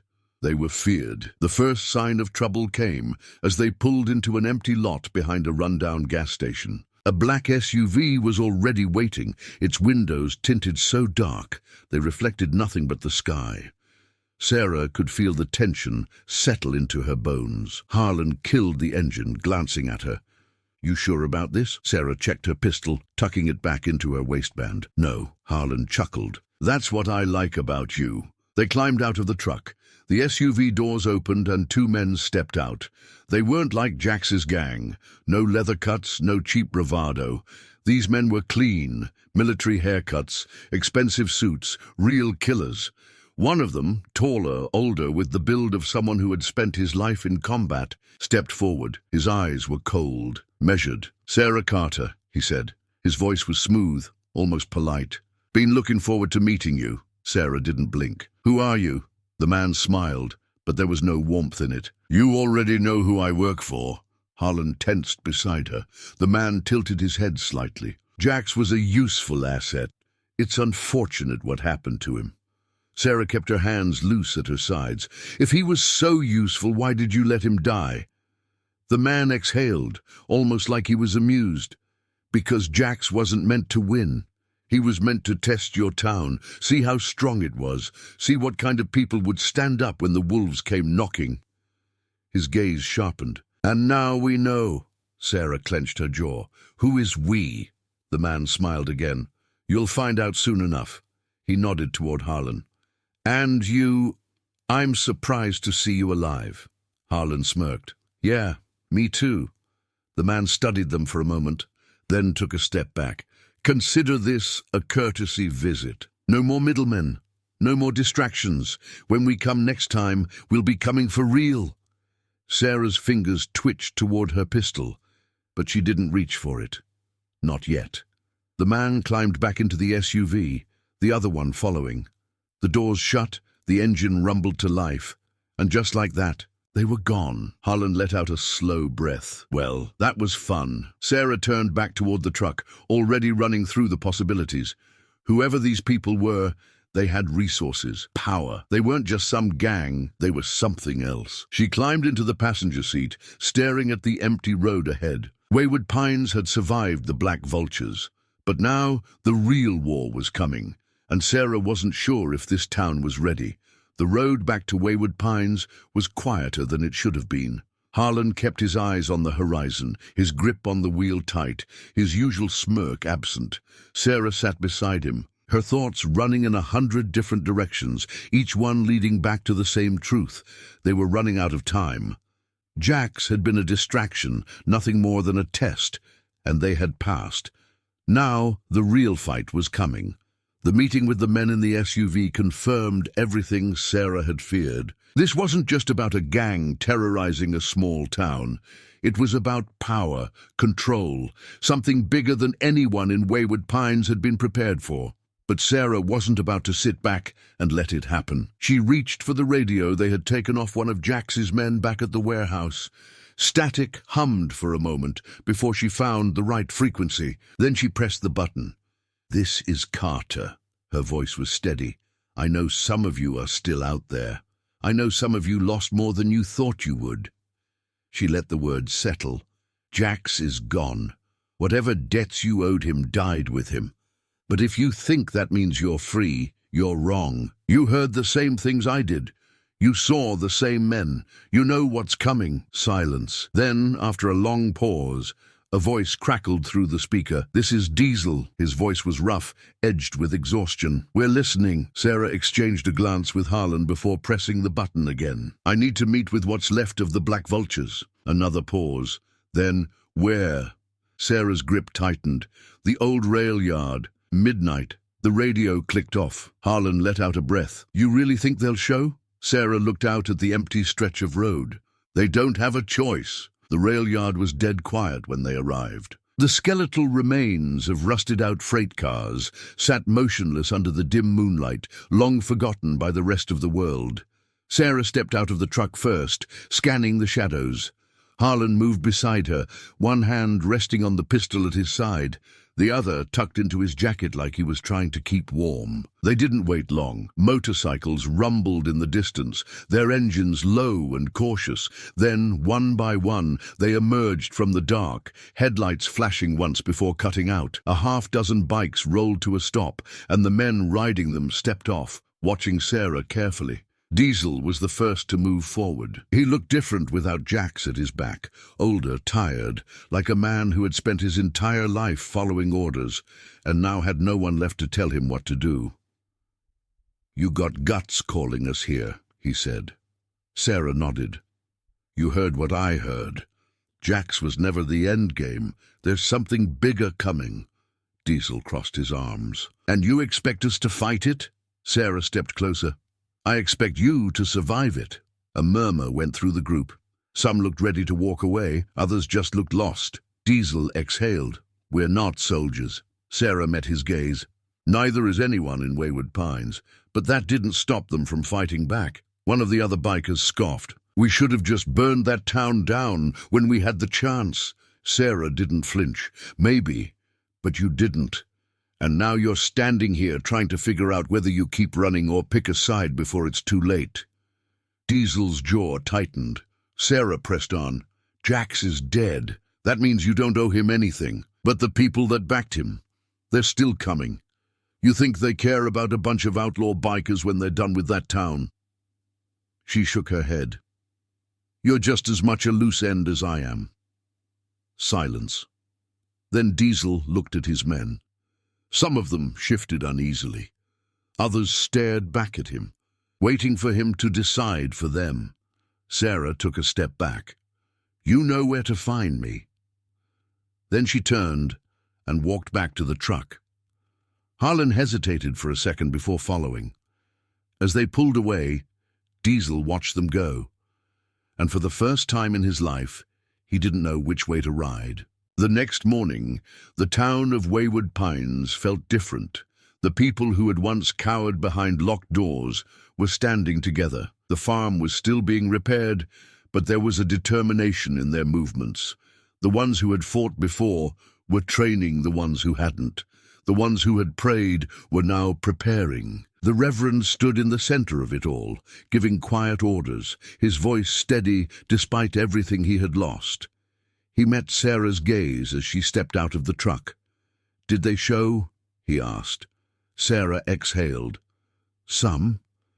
The Reverend nodded, as if he had expected as much. "We'll have to make do with what we have." Sarah looked around at the people hammering boards, sharpening knives, practicing how to fire a weapon for the first time in their lives. She shook her head. "We'll need more." Harlan stretched, cracking his neck. "So, what's next?" Sarah looked toward the horizon. "We wait," because she knew what was coming, and this time they wouldn't be caught off guard. The waiting was the hardest part. Wayward Pines had never been built for war. It was a quiet town, a forgotten place that had existed on the edges of bigger stories, never important enough to be noticed by the world beyond its dusty roads.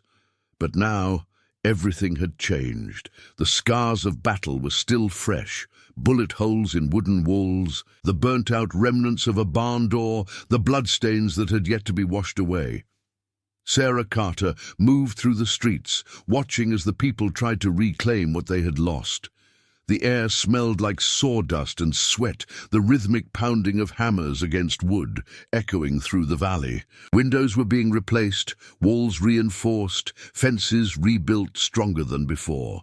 But it wasn't just repairs. This wasn't about fixing what had been broken. It was about making sure it never broke again. The ones who had stayed to fight were different now. The fear that once clung to them had hardened into something sharper. The men, who had never picked up a gun in their lives, now carried rifles slung across their backs. Women who had only ever prayed for peace now stood at makeshift shooting ranges, steadying their hands as they fired round after round into old beer bottles and rusted cans. Even the teenagers had changed, running drills, learning how to move, how to hide, how to survive. They were preparing for a war that hadn't arrived yet, but Sarah knew it was coming. Harlan was leaning against a stack of wooden pallets near the general store, his arms crossed as he watched the training exercises unfold. He had been quiet since their meeting with Diesel and the remnants of the Black Vultures, watching from the sidelines, never quite belonging but never leaving either. Sarah stepped up beside him, hands on her hips. "You ever think you'd see something like this?" Harlan let out a low chuckle. "Not in this lifetime." He tilted his head toward a group of townsfolk running through movement drills in the open lot behind the church. "They're learning fast." Sarah nodded. "They don't have a choice." Harlan's expression darkened. "Yeah, but learning ain't the same as fighting. When it starts, really starts, half of them are gonna freeze." Sarah knew he was right. It was one thing to fire a gun at a target. It was another thing entirely to pull the trigger when it meant putting a bullet into a man's chest. But she also knew something else. "They'll do what needs to be done." Harlan studied her for a long moment, then smirked. "You really believe that?" Sarah turned back to the people, her people now, the ones she had bled for, the ones she had nearly died for, the ones who had chosen to stay, despite knowing the odds. "I have to." Night fell over Wayward Pines, stretching shadows across the town, swallowing up the hard edges of the day's work. The people who had been hammering nails into wood were now gathered in small circles, eating together, talking in low voices. Some were sharpening knives, others were cleaning their weapons. There were no celebrations, no relief, just the quiet understanding that tomorrow could be worse than today. Sarah sat on the steps of the old post office cleaning her shotgun. The metal was warm against her hands, the oil slick between her fingers. It was a ritual she had done too many times before, something she had never expected to return to after she left the military. But war had a way of finding her, no matter how far she ran. Red's old truck rolled to a stop at the edge of the street, its engine sputtering, as if it barely had the strength to keep running. Diesel climbed out first, followed by two of the remaining Black Vultures. Sarah stood, shotgun resting against her shoulder. Diesel met her gaze, his jaw tight, his face lined with something between frustration and reluctant acceptance. "We need to talk." Sarah nodded. They walked toward the abandoned mechanics shop, the only place left in town with enough intact walls to keep a conversation private. Harlan followed, watching Diesel and his men carefully, his hand resting near the pistol at his side. Inside, Diesel rubbed a hand over his face. "This whole damn thing's a mess." Sarah leaned against the workbench. "You're not wrong." Diesel exhaled, shaking his head. "Look, we never wanted this. Jax thought he was playing some power game, but we were just trying to keep our own people fed. Now he's dead, and the people he was working for." He let out a bitter laugh. "They don't care about us. Never did." Sarah crossed her arms. "So what are you saying?" Diesel met her eyes. "I'm saying we're in." Silence. Harlan raised an eyebrow. "That easy, huh?" Diesel scoffed. "Easy? You think this is easy?" He motioned to the two men standing behind him, their faces drawn, their bodies tense. "We lost more than half our crew. Some of my men ran. Some are dead, and the rest of us." He shook his head. "We don't have anywhere left to go." Sarah studied him carefully. "And why should we trust you?" Diesel's expression hardened. "You shouldn't, but you don't have a choice. You need bodies, and we need somewhere to stand when the real war comes." Sarah glanced at Harlan. Harlan smirked. "Told you?" Sarah sighed. "Fine, but this isn't a free pass. You fight with us. You bleed with us." Diesel nodded. "We wouldn't be here if we weren't ready for that." Sarah pushed off the workbench. "Then let's get to work." The next few days passed in a blur. The Black Vultures, what was left of them, integrated into the town's defenses.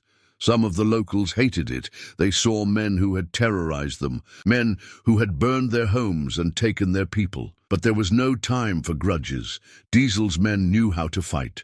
They were rough, they were undisciplined, but they knew how to survive, and that was what mattered. They taught the townsfolk how to move in a firefight, how to lay traps, how to think like the people who were coming to kill them. And slowly, something started to shift. Men who had once looked at each other with hatred were now standing side by side. Women who had whispered in fear now spoke in confidence. The town wasn't just defending itself anymore, it was becoming an army. Sarah stood at the edge of the main street, watching the black vultures and the townsfolk run drills together, their movements rough but improving. She could feel it in her bones. Something had changed. They weren't the same people they had been a week ago. They weren't just waiting for a fight anymore. They were ready for one. Harlan stepped beside her, lighting a cigarette. "Hell of a thing." Sarah nodded. Harlan took a slow drag, exhaling smoke into the cold air. "You think it'll be enough?" Sarah didn't answer right away. She looked past the buildings, past the barricades, past the makeshift defenses they had built. Beyond that, the horizon stretched out empty and silent. But she knew better. She could feel it. Something was coming, and when it did, Wayward Pines wouldn't be hiding anymore. They'd be fighting back. The sun rose over Wayward Pines, casting long shadows over the battered streets. The town was awake early, as it always was now. The sound of hammers striking nails and saws, cutting through wood, mixing with the occasional bark of orders. It had been days since the last attack, and in that time something had shifted. There was no longer fear in the air, there was purpose. Sarah Carter watched from the steps of the general store, her fingers wrapped around a tin cup of coffee. She wasn't sure who had made it, but it was strong and bitter, the way she liked it.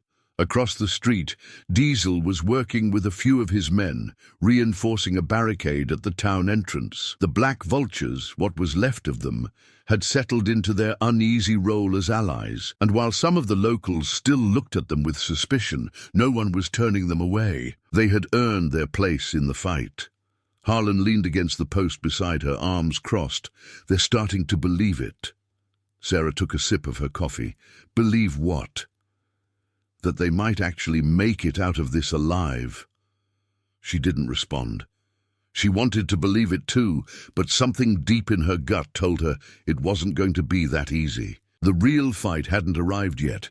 The sound of an engine rumbled in the distance. Sarah tensed, her fingers tightening around the handle of the cup. Harlan noticed. "Relax." She didn't. Not until the truck appeared at the end of the road, dust kicking up around its tires. The moment she saw who was driving, she let out a slow breath. Reverend Cole. The truck pulled to a stop, and he climbed out, brushing dirt from his jacket. A few others followed, townspeople who had gone with him to gather supplies from the outskirts. Sarah stepped forward. "Any trouble?" The Reverend shook his head. No. Road was quiet. He looked around, taking in the town. "People seem different." Sarah nodded. "They are." The Reverend exhaled, rubbing a hand over his face. "I never thought I'd see the day when our people were training for war." Sarah watched as a group of locals ran drills in the open lot beside the old gas station. They weren't given a choice. The Reverend met her gaze. "Neither were you." She didn't respond. He sighed. "We got extra medical supplies.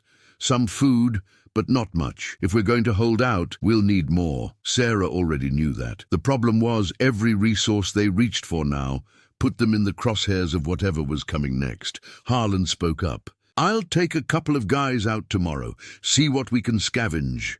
Sarah nodded, but the tension in her chest didn't ease. The Reverend studied her. "You're still waiting for something?" Sarah exhaled. "Yeah." He didn't ask what. He already knew. That night, the town gathered in the open square. It wasn't planned, but somehow it happened anyway. Someone had started a fire in an old barrel, its flames flickering against the dark. A few people brought out what little food they had, and before long there was laughter. Real laughter. Someone played a guitar. Kids ran between the buildings, their footsteps echoing in the night air. For the first time since this all started, Wayward Pines felt alive again. Sarah stood at the edge of it, watching. Harlan nudged her shoulder. You should sit down. Eat something. Pretend you're human for a few minutes. She smirked but didn't move. He sighed. All right, your funeral. He wandered toward the fire, grabbing a plate of food from one of the tables. Diesel stepped up beside her, arms crossed. They're celebrating, Sarah nodded. They should, but you're still waiting for the other shoe to drop. She glanced at him. Aren't you? Diesel was quiet for a long moment, and then exhaled. Yeah. She could see it in him, the way his shoulders never fully relaxed, the way his eyes always flickered toward the horizon, looking for headlights, listening for the rumble of engines. He might have once been one of Jax's men, but he wasn't blind. He knew as well as she did that this wasn't over. Enjoy it while it lasts, Sarah muttered. Diesel let out a dry chuckle. Yay, I'll try. They stood in silence, watching the town try to remember what normal felt like, but Sarah knew the truth. Normal was gone, and it wasn't coming back. The fire had burned low by the time Sarah Carter walked away from the gathering. The town was still awake, but the laughter had softened, the energy beginning to fade. People were holding on to the moment, stretching it as far as it would go, because they all knew, deep down, they knew, that peace was temporary. She moved through the quiet streets, her boots scuffing against the dirt road, past buildings that bore the scars of battle, past the boarded-up storefronts that had once been part of a town that didn't have to fight to survive. She stopped in front of what was left of the old church, its windows shattered, its doors barely hanging onto their hinges. Reverend Cole had already started talking about rebuilding it, said the people needed something to hold on to, something that wasn't just walls and weapons. Sarah didn't know if she believed in God anymore. She had seen too much, lost too much. But she did believe in the people who stood beside her, the ones who had fought for their homes, their families.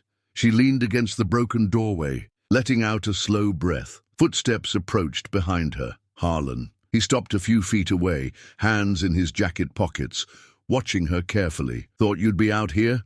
Sarah smirked. Did you? He shrugged. You're not exactly the sit by the fire and enjoy the moment type. She exhaled, glancing at him.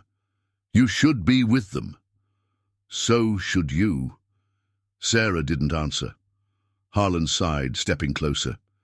You're still thinking about what's coming. Sarah pushed off the doorway. Of course I am.